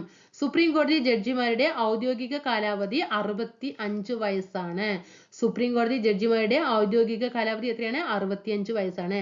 ജഡ്ജിമാരെ കാലാവധിക്ക് മുമ്പായിട്ട് നീക്കം ചെയ്യുന്നതിനുള്ള അധികാരം പാർലമെന്റിൽ നിക്ഷിപ്തമാണ് കേട്ടോ. ഇതിനു മുമ്പ് തന്നെ എന്ത് ചെയ്യാം? അവരെ നീക്കം ചെയ്യുകയൊക്കെ ചെയ്യാം. ചീഫ് ജസ്റ്റിസും മറ്റ് ജഡ്ജിമാരും സത്യപ്രതിജ്ഞ ചെയ്യുന്നതും രാജി സമർപ്പിക്കുന്നതും ആർക്ക് മുമ്പിലാണ്? സുപ്രീം കോടതി ചീഫ് ജസ്റ്റിസ് ആണെങ്കിലും ജഡ്ജിയും ഒക്കെ രാജി സമർപ്പിക്കുന്നതും സത്യപ്രതിജ്ഞ ചെയ്യുന്നതും ഒക്കെ രാഷ്ട്രപതിക്ക് മുമ്പാകെയാണ്. വിവിധ തരത്തിലുള്ള നിയമതർക്കങ്ങൾക്ക് പരിഹാരം നൽകുന്നതോടൊപ്പം സുപ്രീം കോടതി ഭരണഘടനയുടെ പരമോന്നത വ്യാഖ്യാതാവായും മൗലികാവകാശങ്ങളുടെ സംരക്ഷകരായിട്ടും നിലകൊള്ളുന്നു. അപ്പൊ മൗലികാവകാശങ്ങളുടെ സംരക്ഷകൻ ആരാണ്? സുപ്രീം കോടതിയാണ്. ഇനി സുപ്രീം കോടതിയുടെ അധികാരങ്ങൾ നോക്കാം. എത്ര അധികാരങ്ങൾ ഇവിടെ പറഞ്ഞിട്ടുണ്ട്? 5 അധികാരങ്ങൾ പറഞ്ഞിട്ടുണ്ട്. ഓരോന്ന് നോക്കാം. ഉത്ഭവാധികാരം. സുപ്രീം കോടതിക്ക് മാത്രം പരിഹരിക്കാൻ കഴിയുന്ന ചില വിഷയങ്ങളാണ് ഉത്ഭവ അധികാരങ്ങളുടെ പരിധിയിൽ വരുന്നത്. കേന്ദ്ര സംസ്ഥാന തർക്കങ്ങൾ. കേന്ദ്രവും സംസ്ഥാനങ്ങളും തമ്മിൽ തർക്കമുണ്ടായാൽ അത് പരിഹരിക്കേണ്ടത് ആരാണ്? സുപ്രീം കോടതിയാണ്. ഇനി അപ്പീൽ പരിഗണിക്കാനുള്ള അധികാരം. സുപ്രീം കോടതി ഏറ്റവും ഉയർന്ന അപ്പീൽ കോടതിയാണ് അല്ലെ. ഇപ്പൊ കീഴ്ക്കോടതിയിൽ നിന്ന് ജില്ലാ കോടതിക്ക് പോകും, ജില്ലാ കോടതിയിൽ നിന്ന് ഹൈക്കോടതിക്ക് പോകും, ഹൈക്കോടതിയിൽ നിന്നുള്ള അപ്പീൽ എവിടെയാണ് അവസാനം എത്തുക? സുപ്രീം കോടതിയിലാണ് എത്തുക. സുപ്രീം കോടതി ഏറ്റവും ഉയർന്ന അപ്പീൽ കോടതിയാണ്. അതുകൊണ്ട് തന്നെ രാജ്യത്തെ ഏതൊരു കീഴ്ക്കോടതിയുടെയും വിധിയിന്മേൽ വരുന്ന അപ്പീലുകൾ സ്വീകരിക്കാനുള്ള അധികാരം സുപ്രീം കോടതിക്കുണ്ട്. ഇനി ഉപദേശക അധികാരം. രാഷ്ട്രപതി ആവശ്യപ്പെടുന്ന ഏതൊരു വിഷയത്തെ സംബന്ധിച്ചിട്ടും നിയമോപദേശം നൽകുവാൻ സുപ്രീം കോടതിക്ക് ഭരണഘടനാപരമായ ബാധ്യതയുണ്ട്. ഇപ്പൊ നമ്മള് കഴിഞ്ഞ ക്ലാസ്സുകളിൽ പഠിച്ചിട്ടുണ്ടായിരുന്നു. മനുഷ്യാവകാശ കമ്മീഷൻ പഠിച്ച സമയത്ത് മനുഷ്യാവകാശ കമ്മീഷനെ നീക്കം ചെയ്യുന്ന സമയത്ത് നമുക്കറിയാം അദ്ദേഹം പാപ്പരാണെന്നും നിർധനരാണെന്നും മാനസിക അസ്വാസ്ഥ്യം ഉണ്ടാകുന്ന സമയത്തൊക്കെ മനുഷ്യാവകാശ കമ്മീഷനെ എന്ത് ചെയ്യാം? നീക്കം ചെയ്യാനായിട്ട് പറ്റില്ല. നീക്കം ചെയ്യുന്ന സമയത്ത് അത് ബോധ്യപ്പെട്ട ഉടനെ പ്രസിഡന്റിന് നീക്കം ചെയ്യാൻ കഴിയില്ല. അദ്ദേഹം എന്ത് ചെയ്യണം? സുപ്രീം കോടതിക്ക് റെഫറൻസ് കൊടുക്കണം. എന്നിട്ട് സുപ്രീം കോടതി അന്വേഷണ വിചാരണയൊക്കെ നടത്തി ഒക്കെയാണ് എന്ന് കാണുന്ന സമയത്ത് സുപ്രീം കോടതി എന്ത് ചെയ്യണം? രാഷ്ട്രപതിക്ക് അത് തിരിച്ചു കൊടുക്കണം. ഒക്കെയാണ്, നീക്കം ചെയ്യാം എന്ന് പറഞ്ഞാൽ മാത്രമാണ് അവിടെ എന്ത് ചെയ്യാൻ പറ്റുള്ളൂ? രാഷ്ട്രപതിക്ക് അവിടെ നീക്കം ചെയ്യാൻ പറ്റുള്ളൂ കേട്ടോ. അതാണ് ഇവിടെ പറയുന്നത് കേട്ടോ. ഇനി റിട്ട് അധികാരം. മൗലിക അവകാശങ്ങൾ ലംഘിക്കപ്പെടുന്നു, അവയുടെ സംരക്ഷണാർത്ഥം റിട്ടുകളുടെ രൂപത്തിൽ പ്രത്യേക ഉത്തരവുകൾ പുറപ്പെടുവിക്കാൻ സുപ്രീം കോടതിക്ക് അധികാരമുണ്ട്. അത് സുപ്രീം കോടതി റിട്ട് പുറപ്പെടുവിക്കുന്നത് ഏതാണ്? ആർട്ടിക്കിൾ 32. പുനരവലോകന അധികാരം. ഭരണഘടനയുടെ സംരക്ഷകർ എന്ന ചുമതല നിർവഹിക്കുന്നതിൽ നീതിന്യായ വിഭാഗത്തിന് ഏറ്റവും കരുത്തായി നിലനിൽക്കുന്നത് അതിന്റെ നീതിന്യായ പുനരവലോകന അധികാരമാണ്. അതായത് വീണ്ടും ഒന്നും കൂടി എന്ത് ചെയ്യുക? അതിനെ കൂടുതൽ പഠിച്ച് പുനരവലോകനം ചെയ്യുക. അത് ചെയ്തത് ശരിയാണോ തെറ്റാണോ എന്നുള്ളതൊക്കെ ആക്കാനുള്ള അധികാരം ആർക്കുണ്ട്? സുപ്രീം കോടതിയുണ്ട്. ഇനി പരസ്പര നിയന്ത്രണവും അധികാര സമതുല്യം. ഇവിടെ എന്താ നോക്കാട്ടോ. എന്താണ് നീതിന്യായ പുനരവലോകനത്തെ കുറിച്ച് ഒന്ന് പറയുന്നുണ്ട്. പാർലമെന്റ് പാസാക്കുന്ന നിയമങ്ങളുടെയും കാര്യനിർവഹണ വിഭാഗം പുറപ്പെടുവിക്കുന്ന ഉത്തരവുകളുടെയും ഭരണഘടനാ സാധുത പരിശോധിക്കുവാനും അവ ഭരണഘടനയുടെ വാക്കുകൾക്കോ അർത്ഥത്തിനോ വിരുദ്ധമാണെന്ന് ബോധ്യമായാൽ അവയെ ഭരണഘടനാ വിരുദ്ധമെന്ന് പ്രഖ്യാപിക്കുവാനുള്ള സുപ്രീം കോടതിയുടെ പ്രത്യേക അധികാരമാണ് നീതിന്യായ പുനരവലോകന അധികാരം. ഭരണഘടനാപരമായി ഗവൺമെന്റിന്റെ അധികാരങ്ങൾ നിയമനിർമ്മാണം, കാര്യനിർവഹണം, നീതിന്യായം എന്നീ 3 വിഭാഗങ്ങൾക്കായി വിഭജിച്ച് നൽകിയിരിക്കുന്നു. എന്നിരുന്നാലും ഇവയ്ക്കിടയിൽ യുക്തിസഹമായ ഒരു പരസ്പര നിയന്ത്രണവും ഏകോപനവും അധികാര പ്രയോഗത്തിലെ സന്തുലനവും സാധ്യമാക്കുവാൻ നമ്മുടെ ഭരണഘടന ശ്രദ്ധിച്ചിട്ടുണ്ട്. ഇനി നോക്കിക്കേ. അതായത് ബജറ്റ് പരിഗണിക്കുക, ചോദ്യോത്തര വേള തുടങ്ങിയ മാർഗങ്ങളിലൂടെ എക്സിക്യൂട്ടീവിനെയും ഇംപീച്ച്മെന്റ് പോലുള്ളവയുടെ ജുഡീഷ്യറിയെയും നിയന്ത്രിക്കാൻ പാർലമെന്റിന് കഴിയും. കണ്ടോ, പാർലമെന്റിന്റെ പവറാണ്. പാർലമെന്റിന് എന്ന് പറയുമ്പോൾ അവിടെയും ഇവിടെയും ഒക്കെ ആയിരുന്നാണ് പരസ്പരം ബന്ധപ്പെട്ട് കിടക്കുന്നുണ്ടെന്നാണ് ഇവിടെ പറയുന്നത്. കേട്ടോ, പരസ്പര നിയന്ത്രണവും ഏകോപനവുമാണ് കാണിക്കുന്നത്. കാരണം ബജറ്റ് പരിഗണിക്കുക, ചോദ്യോത്തര വേള ഉണ്ടാക്കാറുണ്ട് അല്ലെ, തുടങ്ങിയ മാർഗങ്ങളിലൊക്കെ എക്സിക്യൂട്ടീവിനെയും അതുപോലെ ഇംപീച്ച്മെന്റ് പോലുള്ളവയിലൂടെയൊക്കെ ജുഡീഷ്യറിയെ പോലെ നിയന്ത്രിക്കാൻ ആർക്കുണ്ട്? പാർലമെന്റിന് കഴിയും. നീതിന്യായ പുനരവലോകന അധികാരത്തിലൂടെ ജുഡീഷ്യറിക്ക് പാർലമെന്റിനെയും എക്സിക്യൂട്ടീവിനെയും നിയന്ത്രിക്കാം. കണ്ടോ, പാർലമെന്റിനെ ജുഡീഷ്യറിയെ നിയന്ത്രിക്കാൻ ചില സമയങ്ങളിൽ ഇംപീച്ച്മെന്റ് പോലുള്ളവയിലൂടെയൊക്കെ എന്ത് ചെയ്യാം? സാധിക്കും. എന്നാൽ അതേപോലെ തന്നെ നോക്കിക്കേ, നീതിന്യായ പുനരവലോകന അധികാരത്തിലൂടെ ജുഡീഷ്യറിക്ക് എന്ത് ചെയ്യാൻ കഴിയും? പാർലമെന്റിനെയും എക്സിക്യൂട്ടീവിനെയും നിയന്ത്രിക്കാനായിട്ട് സാധിക്കും. കാരണം ഒക്കെ പരസ്പര പൂരകങ്ങളാണ് എന്നാണ് പറയുന്നത്. ബില്ലുകൾക്ക് അംഗീകാരം നൽകല്, ദയാഹർജി പരിഗണിക്കല്, ജഡ്ജിമാരുടെ നിയമനം, സ്ഥലമാറ്റം പോലുള്ളവയിലൂടെ എക്സിക്യൂട്ടീവിനെ പാർലമെന്റിനെയും ജുഡീഷ്യറിയെയും ക്രിയാത്മകമായിട്ട് നിയന്ത്രിക്കാം. അതായത് ഇപ്പൊ നമ്മുടെ പാർലമെന്റ് ആണ് നിയമം നിർമ്മിക്കുന്നത്. കാര്യനിർവഹണ വിഭാഗമുണ്ട് അല്ലെ, ഉദ്യോഗസ്ഥ വൃന്ദം. അതുപോലെ തന്നെ നീതിന്യായ വിഭാഗമുണ്ട്. ഇതിനെ നിയന്ത്രിക്കാം, ഇതിനെ നിയന്ത്രിക്കാം, ഇതിനെ നിയന്ത്രിക്കാം, ഇതിനെ നിയന്ത്രിക്കാം. ഓക്കെയാണോ? സോറി കേട്ടോ, ചുമയൊക്കെ വിട്ടിട്ടില്ല, കോൾഡാണ്, പ്രശ്നങ്ങളുണ്ട്. എന്നാൽ നമുക്ക് ക്ലാസ്സുകൾ കൊണ്ടുപോകണം എന്നുള്ളത് കൊണ്ടാണ്. ഇന്ത്യൻ ഭരണഘടന ജനാധിപത്യം എന്ന ഭരണ സംവിധാനത്തെയും മൂല്യത്തെയും അതിന്റെ രാഷ്ട്രസംഘം വെയിറ്റ് ചെയ്യണേ. ഇന്ത്യൻ ഭരണഘടന ജനാധിപത്യം എന്ന ഭരണ സംവിധാനത്തെയും മൂല്യത്തെയും അതിന്റെ രാഷ്ട്ര സങ്കല്പങ്ങളിൽ ഉറപ്പിക്കുന്നു. അധികാര കേന്ദ്രീകരണം ഒഴിവാക്കുന്നതിനും സ്വേച്ഛാധിപത്യ പ്രവണതകൾ തടയുന്നതിനും ജനാധിപത്യം പരിപാലിപ്പിക്കുന്നതിനും വേണ്ടിയിട്ടാണ് ഗവൺമെന്റിന്റെ അധികാരം 3 ശാഖകൾക്കിടയിൽ വിഭജിച്ച് നൽകിയിരിക്കുന്നത് അല്ലെ. അതായത് 3 ശാഖകൾ പറഞ്ഞാൽ എന്താണ്? നമ്മൾ പാർലമെന്റിനും കാര്യനിർവഹണ വിഭാഗത്തിനും നീതിന്യായം എന്നൊക്കെ പറഞ്ഞിട്ട് കൊടുത്തിരിക്കുന്നത്. സ്വാതന്ത്ര്യ സമരത്തിന്റെ ആശയങ്ങളും അഭിലാഷങ്ങളും ഭരണഘടന മുന്നോട്ട് വെക്കുന്ന മൂല്യങ്ങളും ദർശനങ്ങളും വ്യവസ്ഥാപിതമാക്കാനുള്ള ശ്രമങ്ങളുമാണ് ഗവൺമെന്റിന്റെ ശാഖകളിലൂടെ നമുക്ക് രാഷ്ട്രം നടപ്പിലാക്കി വരുന്നത്.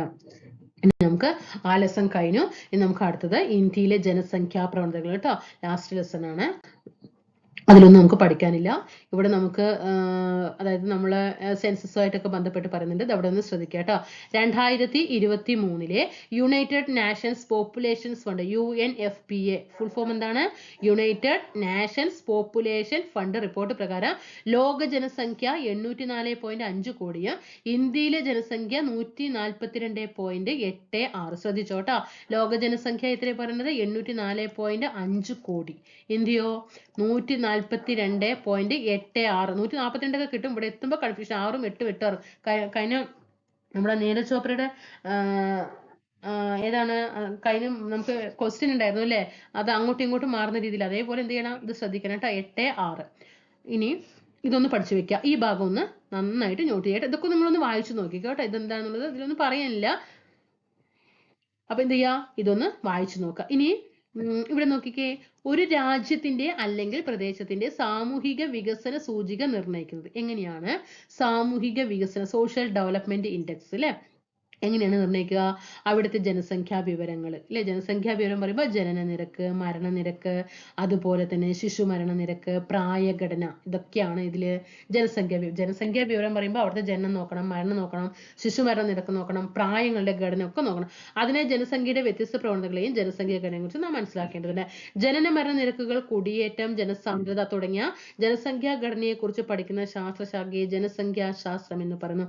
ഡെമോഗ്രഫിയിലെ അതായത് ജനസംഖ്യാശാസ്ത്രം എന്ന് പറയുമ്പോൾ ജനന മരണ നിരക്ക് നോക്കണം, കുടിയേറ്റങ്ങൾ നോക്കണം, ജനസാന്ദ്രത നോക്കണം. ഇതൊക്കെ എന്താണ്? ജനസംഖ്യാ ഘടനയെ കുറിച്ച് പഠിക്കുന്ന ശാസ്ത്രശാഖയാണ്. ഇനി എന്താണ് UNFPA കുറിച്ച് പറയുന്നുണ്ട്? യുണൈറ്റഡ് നേഷൻസ് പോപ്പുലേഷൻ ഫണ്ടിനെ കുറിച്ച് പറയുന്നുണ്ട്. ഐക്യരാഷ്ട്ര സഭയുടെ കീഴിലുള്ള ഒരു അന്താരാഷ്ട്ര ഏജൻസിയാണ് ഇത് യുണൈറ്റഡ് നേഷൻസ് പോപ്പുലേഷൻസ് ഫണ്ട് എന്ന് പറയുന്നത്. എല്ലാ വ്യക്തികൾക്കും മികച്ച രീതിയിലുള്ള പ്രത്യുൽപാദന ആരോഗ്യ സംവിധാനങ്ങൾ, സ്വമേധയാലുള്ള കുടുംബാസൂത്രണം, മാതൃ ആരോഗ്യ പരിപാലനം, വയോജന പരിപാലനം, സമഗ്ര ലൈംഗിക വിദ്യാഭ്യാസം എന്നിവ ലഭ്യമാക്കുകയും അതുവഴി ജനസംഖ്യയുടെ വികസനം സാധ്യമാക്കുകയും ചെയ്യുക എന്നതാണ് ഇതിന്റെ ലക്ഷ്യം. നന്നായി പഠിച്ചു വെച്ചോട്ടാ. എന്തൊക്കെയാണ് ഈ പോപ്പുലേഷൻ ഫണ്ടിന്റെ ചുമതലകൾ എന്നുള്ളത് നന്നായിട്ട് പഠിച്ചു വെക്കുക. ഇനി ചിട്ടയായ ജനസംഖ്യാ പഠനമാണ് ജനസംഖ്യാ ശാസ്ത്രം. എന്താണ് ചിട്ട? ഈ പദം ഗ്രീക്ക് പദങ്ങളായ ഡെമോസ് അല്ലെ, ഡെമോക്രസി എന്ന പദങ്ങളൊക്കെ ഉണ്ടായി നമ്മൾ പഠിക്കാറുണ്ട്. ഇതൊന്ന് നന്നായി ഇനി ഇവിടെ ശ്രദ്ധിക്കുക. ജനസംഖ്യാ ശാസ്ത്രത്തിന്റെ സാമൂഹ്യ പ്രാധാന്യം. ഈ ഒരു പാരഗ്രാഫ് നിങ്ങളൊന്ന് വായിച്ചു നോക്കുക കേട്ടോ. നിങ്ങൾ മനസ്സിരുത്തിയിട്ടൊന്ന് വായിച്ചു നോക്കുക. എന്താണ് ജനസംഖ്യാ ശാസ്ത്രം എന്ന് പറയുന്നത്? അതിൽ തന്നെ ജനസംഖ്യാ ശാസ്ത്രത്തിന് സാമൂഹിക ഘടകങ്ങളുണ്ട്, ജനസംഖ്യാ ഘടകങ്ങളുണ്ട്. അതിൽ സാമൂഹിക ഘടകങ്ങളിൽ വരുന്നതാണ് സാമൂഹ്യം പറയുമ്പോൾ പൊതുവായിട്ടുള്ളതാണ്. അത് സംസ്കാരങ്ങൾ, അതുപോലെ വഴക്കങ്ങൾ, മതം, സാമൂഹിക നിയന്ത്രണം, സാമ്പത്തികം, സമുദായം മുതലായവ. ഇനി ജനസംഖ്യാ ഘടകങ്ങളിൽ വരുന്നതാണ് ജനസംഖ്യാ വലിപ്പം, പ്രായവും ലിംഗപദവിയും, ജനസംഖ്യാ മാറ്റം, ആഭ്യന്തര കുടിയേറ്റം, രാജ്യാന്തര കുടിയേറ്റം, രോഗാതുരത മുതലായവ. ഇന്ത്യയിൽ ജനസംഖ്യാ പഠനം നടത്തുന്ന പ്രധാനപ്പെട്ട സ്ഥാപനങ്ങൾ പഠിച്ചോളൂ കേട്ടോ. ഇന്ത്യയിൽ ജനസംഖ്യാ പഠനം നടത്തുന്ന പ്രധാനപ്പെട്ട സ്ഥാപനങ്ങളാണ് NSO, നാഷണൽ സ്റ്റാറ്റിസ്റ്റിക് ഓഫീസ് അല്ലെ, നാഷണൽ സ്റ്റാറ്റിസ്റ്റിക്കൽ ഓഫീസ്. പിന്നെ നീതി ആയോഗ്. ജനസംഖ്യാ പഠനം നടത്തുന്നതിൽ ഏതും വരുന്നുണ്ട്? നീതി ആയോഗം വരുന്നുണ്ട്. ഫുൾ ഫോം പഠിച്ചു വെക്കുക കേട്ടോ. പ്രീവിയസ് ക്വസ്റ്റ്യൻ ആണ്. National institute for transforming India. അടുത്തത് national institute for population sciences NIPS കേട്ടോ. നാഷണൽ ഫാമിലി, അതുപോലെ തന്നെ നാഷണൽ ഫാമിലി ഹെൽത്ത് സർവേ, ദേശീയ ആരോഗ്യ. ഓർമ്മയുണ്ടോ നിങ്ങൾക്ക് ഈ ക്വസ്റ്റ്യൻ വന്നത്? ഈ ക്വസ്റ്റ്യൻ വന്നത് ഓർമ്മയുണ്ടോ? നമ്മുടെ സെപ്റ്റംബർ 7 നടന്ന LD ലെവൽ എക്സാമിന് ജനസംഖ്യ ഇതുമായിട്ട് ബന്ധപ്പെട്ട് ഓർമ്മയുണ്ടോ? ദേശീയ ഫാമിലി ഹെൽത്ത് ആരോഗ്യ സർവേ ആൻസർ ആയിട്ട് വന്നത് ഇതൊന്നായിരിക്കാം എന്ന് പ്രതീക്ഷിക്കുന്നു. അപ്പൊ ഇന്ത്യയിൽ ജനസംഖ്യാ പഠനം നടത്തുന്ന പ്രധാനപ്പെട്ട സ്ഥാപനങ്ങൾ NSO. ഒന്ന് ഏതാണ്? NSO, national statistical office. പിന്നെ നീതി ആയോഗ്, ഇതാണ് നീതി ആയോഗ്. 3 NIPS അല്ലെ, national institute for population science, NIPS. P എന്താണ്? പോപ്പുലേഷൻ. പിന്നെയോ NFHS national family health survey. ഇനി ജനസംഖ്യാശാസ്ത്രത്തിന്റെ സൂചകങ്ങളാണ്. ഒന്ന് കുടിയേറ്റം. ജനസംഖ്യാ ശാസ്ത്രം എന്ന് പറയുമ്പോൾ അതിൽ കുടിയേറ്റം വരും, ജനന മരണനിരക്ക്, അതുപോലെ ജനസാന്ദ്രത, സ്ത്രീ പുരുഷാനുപാതം, ആയുർദൈർഘ്യം, പ്രായഘടന, ആശ്രിതാനുപാതം. പഠിച്ചോട്ടാ, ഇത് എന്തായാലും പഠിച്ചോ, വെരി ഇമ്പോർട്ടന്റ് ആണ്. ജനസംഖ്യാശാസ്ത്രത്തിന്റെ സൂചകങ്ങളിൽ കുടിയേറ്റം വരും. കുടിയേറ്റം പറയുമ്പോൾ അങ്ങോട്ടും ഇങ്ങോട്ടും ആൾക്കാരും ജനങ്ങളായിട്ട് ബന്ധപ്പെട്ടിട്ടാണല്ലോ. അതുപോലെ ജനന നിരക്ക്, മരണനിരക്ക് നോക്കണ്ടേ, ജനസാന്ദ്രത നോക്കണ്ടേ, സ്ത്രീ പുരുഷാനുപാതം, എത്ര പുരുഷൻ എത്ര സ്ത്രീ നോക്കണ്ടേ, ആയുർദൈർഘ്യം നോക്കണ്ടേ, പ്രായഘടന നോക്കണം. ഇതൊക്കെ വരുമ്പോഴാണ് നമുക്ക് കൺഫ്യൂഷൻ വരിക. ആശ്രിതാനുപാതം. ഇനി കുടിയേറ്റം. ഈ കവിത ശ്രദ്ധിക്കൂ, നോക്കിക്കേ. കുടിയേറ്റവുമായി ബന്ധപ്പെട്ടിട്ട് വൈലോപ്പിള്ളി ശ്രീധര മേനോൻ രചിച്ചതാണ്. ജനിച്ച നാട് വിട്ടകലെയാസാമിൽ പണിക്കു പോകുന്ന പരീക്ഷകൾ നമ്മൾ കുതിച്ചു തീവണ്ടി കിതച്ചു പായുന്നു, തിരയടിക്കും താഴ്വാരവും പാടവും. ഇത് ശ്രദ്ധിക്കുക. കുടിയേറ്റം, വൈലോപ്പിള്ളി ശ്രീധര മേനോൻ. ഇനി രണ്ട് തരത്തിലുള്ള കുടിയേറ്റമുണ്ട്. ആഭ്യന്തര കുടിയേറ്റമുണ്ട്, രാജ്യാന്തര കുടിയേറ്റമുണ്ട്.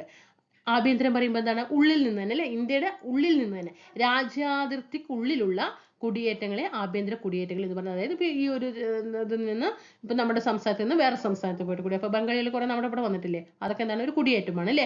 അതുപോലെ കേരളത്തിലെ ജനങ്ങൾ തൊഴിൽ തേടി മറ്റു സംസ്ഥാനങ്ങളിലേക്ക് പോകുന്നത് അവിടെ ഉണ്ട്. ഇതര സംസ്ഥാനങ്ങളിൽ നിന്നും ജനങ്ങൾ കേരളത്തിലേക്ക് വരുന്നതും എന്താണ്? ആഭ്യന്തര കുടിയേറ്റത്തിന്. ആഭ്യന്തരം പറയുമ്പോൾ ഇന്ത്യയുടെ ഉള്ളിൽ നിന്ന് തന്നെ. ഇനി രാജ്യാന്തര കുടിയേറ്റം എന്താണ്? രാജ്യത്തിന്റെ അതിർത്തി കടന്നുള്ള കുടിയേറ്റങ്ങളെ പൊതുവെ രാജ്യാന്തര കുടിയേറ്റം എന്ന് പറയുന്നു. ഇന്ത്യയിൽ നിന്ന് ഗൾഫ് രാജ്യങ്ങളിലേക്കും യൂറോപ്യൻ രാജ്യങ്ങളിലേക്കും ജനങ്ങൾ പോകുന്നത് രാജ്യാന്തര കുടിയേറ്റത്തിന് ഉദാഹരണമാണ്. ഇനി ഇവിടെ എന്താണ്? വിദേശ രാജ്യങ്ങളിൽ ജോലി ചെയ്യുന്ന മലയാളികൾ, കേരളത്തിലെ നിർമ്മാണ മേഖലയിൽ ജോലി ചെയ്യുന്ന നോർത്ത് ഇന്ത്യൻസ് ഒക്കെ ഉണ്ടല്ലോ ഇവിടെ. ഇനി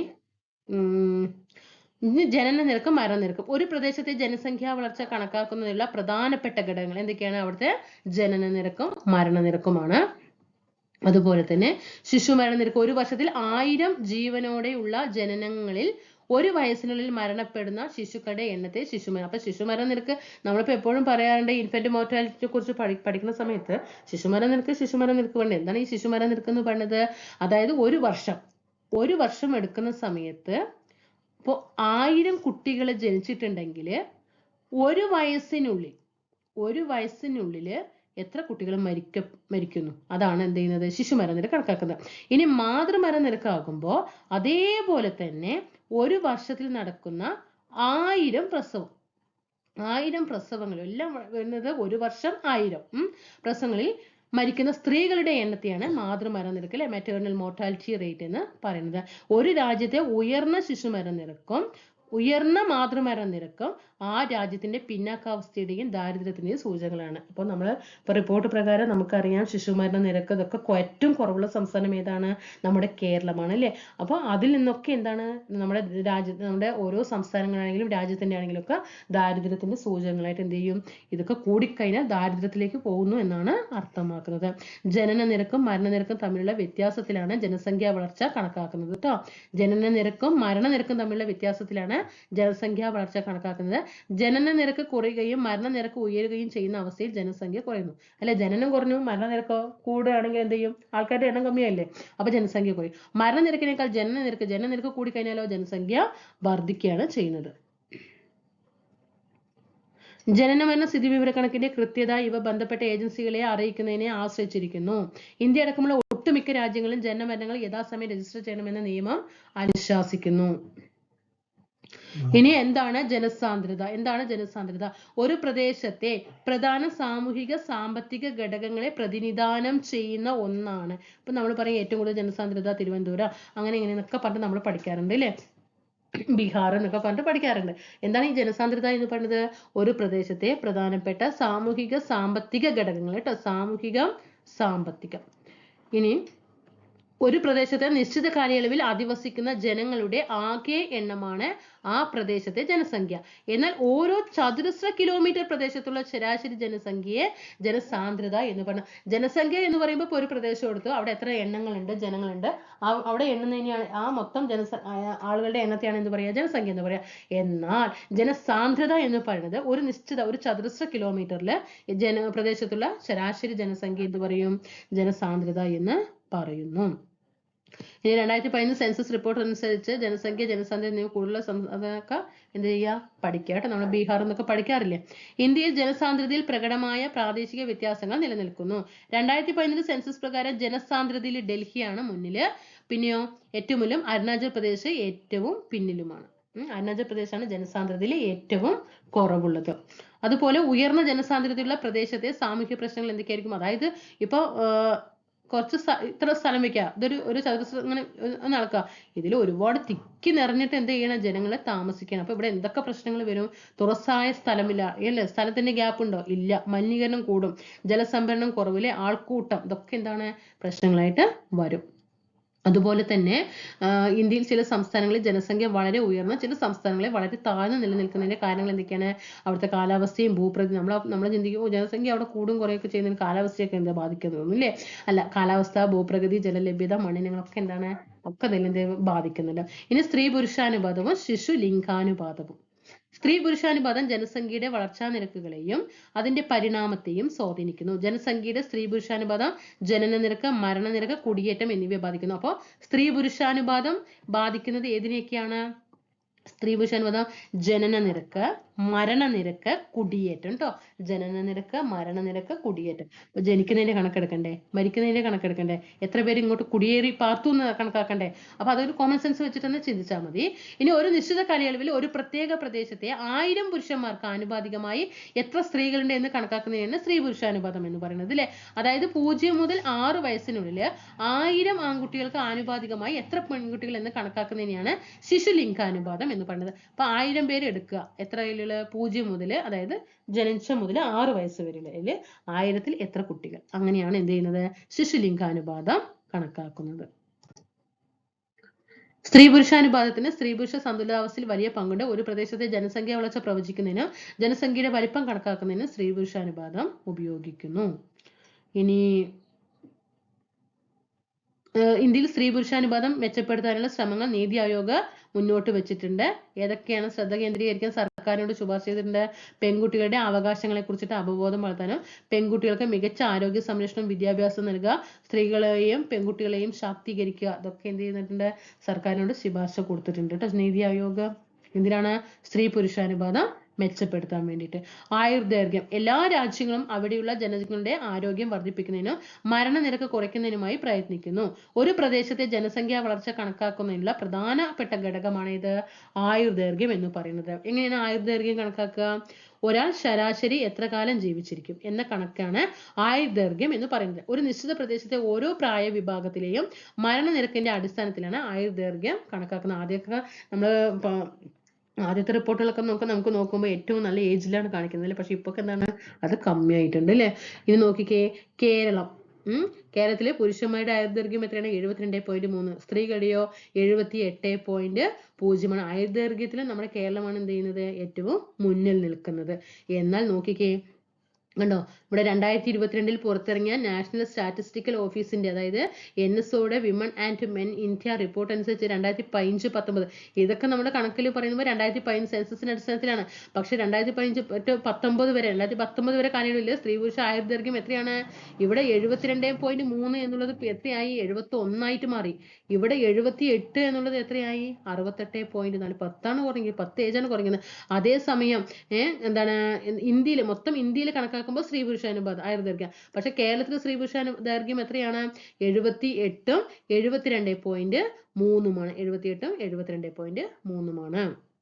എന്താണ് കേരളത്തിലെ ഉയർന്ന ആയുർദൈർഘ്യത്തിന് കാരണം? ഏറ്റവും കൂടുതൽ ഏജ് വരെ ഇരിക്കാൻ കാരണം എന്താണ്? ഉയർന്ന സാക്ഷരതാ നിരക്കും, ഉന്നത വിദ്യാഭ്യാസം, വികേന്ദ്രീകൃത പൊതുജന ആരോഗ്യ നയം, അതായത് ഒരുപാട് സർക്കാർ ആരോഗ്യ നയങ്ങൾ കൊണ്ടുവരുന്നതും, അതുപോലെ നല്ല ശുചിത്വം, ഭക്ഷ്യലഭ്യത, പൊതുവിതരണം, ഇതൊക്കെ കേരളത്തിലെ ഉയർന്ന ആയുർദൈർഘ്യത്തിന് കാരണമാകുന്നുണ്ട്. അതുപോലെ വയോജനങ്ങളുടെ സാമൂഹ്യക്ഷേമത്തിനും സുരക്ഷിതത്വത്തിനും വിവിധ കർമ്മ പരിപാടികൾ സർക്കാർ ആവിഷ്കരിച്ച് നടപ്പിലാക്കി വരുന്നു. കേരളത്തിൽ 60 വയസ്സിന് മേൽ പ്രായമുള്ളവരുടെ എണ്ണം വർദ്ധിച്ചുകൊണ്ടിരിക്കുകയാണ്. ഈ സാഹചര്യത്തിൽ വയോജനങ്ങളുടെ ക്ഷേമവും സംരക്ഷണവും ഉറപ്പുവരുത്താൻ സംസ്ഥാന സർക്കാർ 2013 സംസ്ഥാന വയോജന നയം, പഠിച്ചോട്ടെ, 2013 സംസ്ഥാന വയോജന നയം നടപ്പിലാക്കിയത്. വയോജനങ്ങൾക്കായിട്ടുള്ള ഹെൽപ്പ് ലൈൻ നമ്പർ എത്രയാണ്? 14567. 14567. വയോജനങ്ങളുടെ പ്രശ്നങ്ങൾ പരിഹരിക്കുന്നതിനായിട്ട് പകൽ വീട്, ഏതൊക്കെയാന്ന് നോക്കിക്കേ. വയോജനങ്ങൾക്ക് വേണ്ടിയിട്ടുള്ള പദ്ധതി പകൽ വീട്, വയോരക്ഷാ പദ്ധതി, വയോമിത്രം പദ്ധതി, അമൃതം പദ്ധതി, ഇതൊക്കെ എന്താണ്? വയോജനങ്ങൾക്ക് വേണ്ടിയിട്ടുള്ളതാണ്. ഇനി ജനസംഖ്യ പ്രായഘടന. ഇവിടെ ആപേക്ഷികമായി വ്യത്യസ്ത പ്രായ വിഭാഗത്തിലുള്ള വ്യക്തികളുടെ അനുപാതമാണ് ജനസംഖ്യ പ്രായഘടന. Age structure of population. ആപേക്ഷികമായിട്ട് വ്യത്യസ്ത പ്രായ വിഭാഗത്തിലുള്ള വ്യക്തികളുടെ പ്രായഘടന. പുരോഗതി, ശരാശരി ആയുർദൈർഘ്യം എന്നിവയിലെ മാറ്റങ്ങൾ പ്രായഘടനയെ ബാധിക്കുന്നു. ജനസംഖ്യ വിവിധ പ്രായക്കാരുടെ ഗ്രൂപ്പുകളെ തിരിച്ച് പറയുന്നുണ്ട്. നോക്കൂ, 0 മുതൽ ജനിച്ച മുതൽ 14 വയസ്സ് വരെ എന്താണ്? കുട്ടികള്. 15 മുതൽ 59 വരെ ഏത് പറയുന്നു? യുവാക്കൾ എന്നറിയപ്പെടുന്നു. 60-ന് മുകളിലുള്ളവരെയാണ് എന്ത് പറയുന്നത്? പ്രായമായവർ എന്ന് പറയുന്നത്. ഇനി ഒരു പ്രദേശത്തെ ജനനിരക്കും മരനിരക്കും ആ പ്രദേശത്തിന്റെ ജനസംഖ്യ പ്രായഘടനയെ സ്വാധീനം ചെലുത്തുന്നു. നമ്മുടെ രാജ്യത്ത് മുമ്പ് ശരിയായ ആരോഗ്യ സംരക്ഷണം ഇല്ലാത്തതുകൊണ്ട് രോഗങ്ങൾ കൊണ്ടും മറ്റ് ഘടകങ്ങൾ കൊണ്ടും ശരാശരി ആയുർദൈർഘ്യം കുറയുന്നതായി കാരണമായി. കൂടാതെ ശിശു മാതൃമരണ നിരക്ക് ഉയർന്നതും പ്രായഘടനയെ സ്വാധീനിച്ചാൽ രാജ്യത്തിന്റെ വികസനത്തോടൊപ്പം ജീവിത നിലവാരം ഉയരുകയും ആയുർദൈർഘ്യം വർദ്ധിക്കുകയും ചെയ്തു. താരതമ്യേന പ്രായം കൂടിയ വിഭാഗത്തിന്റെ പ്രായഘടനാ അനുപാതം ചെറുപ്രായ വിഭാഗത്തേക്കാൾ ഉയർന്നു. അതായത് ഇപ്പോൾ ഏജ് കൂടുതലുള്ളവർ എന്താണ്? കൂടുതൽ കാലം ജീവിക്കുന്നുണ്ട് എന്നാണ് പറയുന്നത്. ഈ പ്രായഘടനയാണ് വാർദ്ധക്യ ബാധിത ജനത എന്ന് പറയുന്നത്. ഇനി നമ്മൾ 2011 സെൻസസ് നടന്നിട്ടുണ്ടായിരുന്നല്ലോ. അതില് പ്രായ വിഭാഗത്തിന്റെ കണക്ക് ജനിച്ചു മുതൽ 14 വയസ്സ് വരെയുള്ളവര് ജനസംഖ്യയിൽ മൊത്തം ജനസംഖ്യ എടുക്കുമ്പോൾ അതിൽ എത്ര ശതമാനമാണ്? 29%. അതായത് ജനിച്ച കുട്ടി തുടങ്ങിയിട്ട് 14 വയസ്സ് വരെ. ഇനി 15 to 59 നമ്മൾ യുവാക്കൾ എന്ന് പറഞ്ഞു അല്ലെ. 15 വയസ്സ് മുതൽ 59 വയസ്സ് വരെ യുവാക്കൾ എന്ന് പറയും. അത് എത്ര ശതമാനമാണ്? 63%. ഇനി 60 വയസ്സിനുള്ളവർ ആകെ എത്ര ശതമാനമാണ്? വെറും 8% മാത്രമേ ഉള്ളൂ. ഇനി ഇതൊന്ന് നിങ്ങളൊന്ന് വായിച്ചു നോക്കുക കേട്ടോ. അതൊന്ന് നിങ്ങൾക്കൊന്ന് മനസ്സിലാക്കാൻ വേണ്ടിയിട്ടാണ്. ഇനി ആശ്രിതാനുപാതം. ആശ്രിതർ അല്ലെ. 15 മുതൽ 64 വയസ്സ് വരെ പ്രായമുള്ളവരാണ് സജീവമായ പ്രായഘടന. 15 to 64. ഒരു രാജ്യത്തെ അധ്വാനിക്കുന്ന ജനസംഖ്യ 15-ന് താഴെയും 64-ന് മുകളിലും പ്രായഗണനയിലുള്ളവർ ആശ്രിത വിഭാഗത്തിൽ ഉൾപ്പെടുന്നു. അപ്പോൾ 15-ന് താഴെയും 64-ന് മുകളിലും പ്രായഘടനയിൽ ഉള്ളവർ ആശ്രിത വിഭാഗത്തിൽ. അപ്പൊ ആശ്രിത വിഭാഗത്തിൽ പെടുന്നവർ എത്ര? 15-ന് താഴെ. എന്താണ്? 15-ന് താഴെ. പിന്നെയോ അതായത് 15 വയസ്സിന് താഴെയുള്ള കുട്ടികളെ നമ്മൾ എന്താണ് നോക്കണ്ടേ? അവര് സ്വയം ചെയ്യോ? ചെയ്യില്ല. നമ്മൾ അവർക്ക് എന്താണ് മറ്റുള്ളവർ ഹെൽപ്പ് ആകണം അല്ലേ? അതുപോലെ 64 ഏജിന് മുകളിലുള്ളവർക്കും എന്താണ്? ആശ്രിത വിഭാഗത്തിൽ പെടുന്ന. ഇപ്പൊ വയസ്സ് ശ്രദ്ധിക്കുക കേട്ടോ. ജനസംഖ്യയിലെ ആശ്രിത വിഭാഗത്തെയും തൊഴിലെടുക്കുന്ന വിഭാഗത്തെയും താരതമ്യം ചെയ്യുന്നതൊക്കെ അത് വായിക്കാം. ഇനി ഇതൊക്കെ ഒന്ന് ജസ്റ്റ് ഒന്ന് നിങ്ങൾ വായിച്ചു നോക്കുക കേട്ടോ.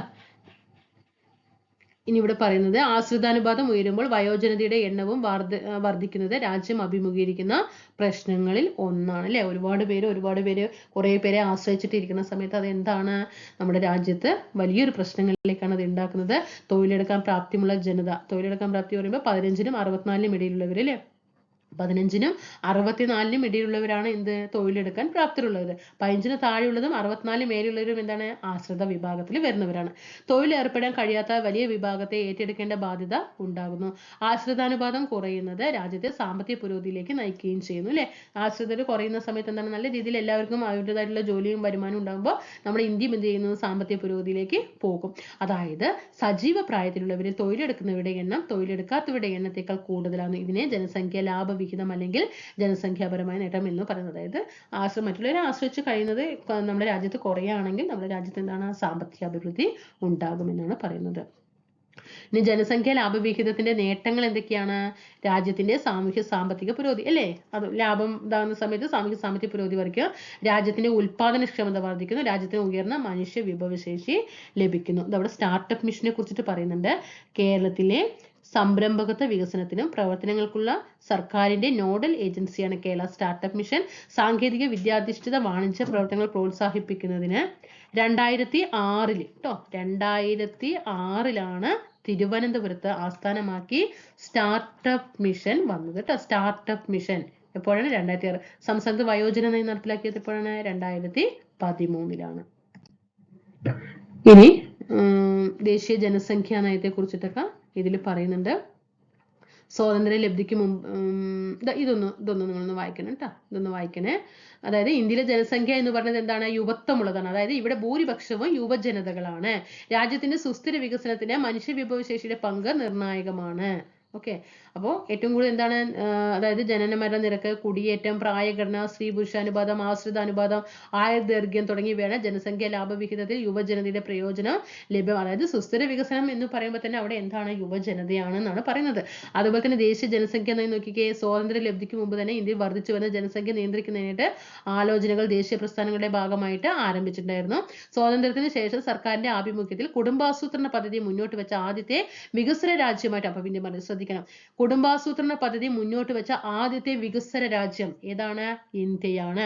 1976 ഇന്ത്യയുടെ ആദ്യത്തെ ദേശീയ ജനസംഖ്യാ നയം നിലവിൽ. അപ്പൊ ദേശീയ ജനസംഖ്യാ നയം നിലവിൽ വന്നത് 1976. സംസ്ഥാനത്ത് വയോജന നയം 2013. Startup mission 2006. അതിനുശേഷം ഡോക്ടർ എം എസ് സ്വാമിനാഥന്റെ നേതൃത്വത്തിൽ ദീർഘകാല നേട്ടങ്ങളെ ആസ്പദമാക്കി പുതിയ ദേശീയ ജനസംഖ്യാ നയത്തിന്റെ കരട് ചോദ്യം വന്നാൽ എഴുതണം. എം എസ് സ്വാമിനാഥന്റെ നേതൃത്വത്തിലാണ് ദീർഘകാല നേട്ടങ്ങളെ ആസ്പദമാക്കി പുതിയ ദേശീയ ജനസംഖ്യാ നയത്തിന്റെ കരട് രൂപീകരിക്കപ്പെട്ടത്.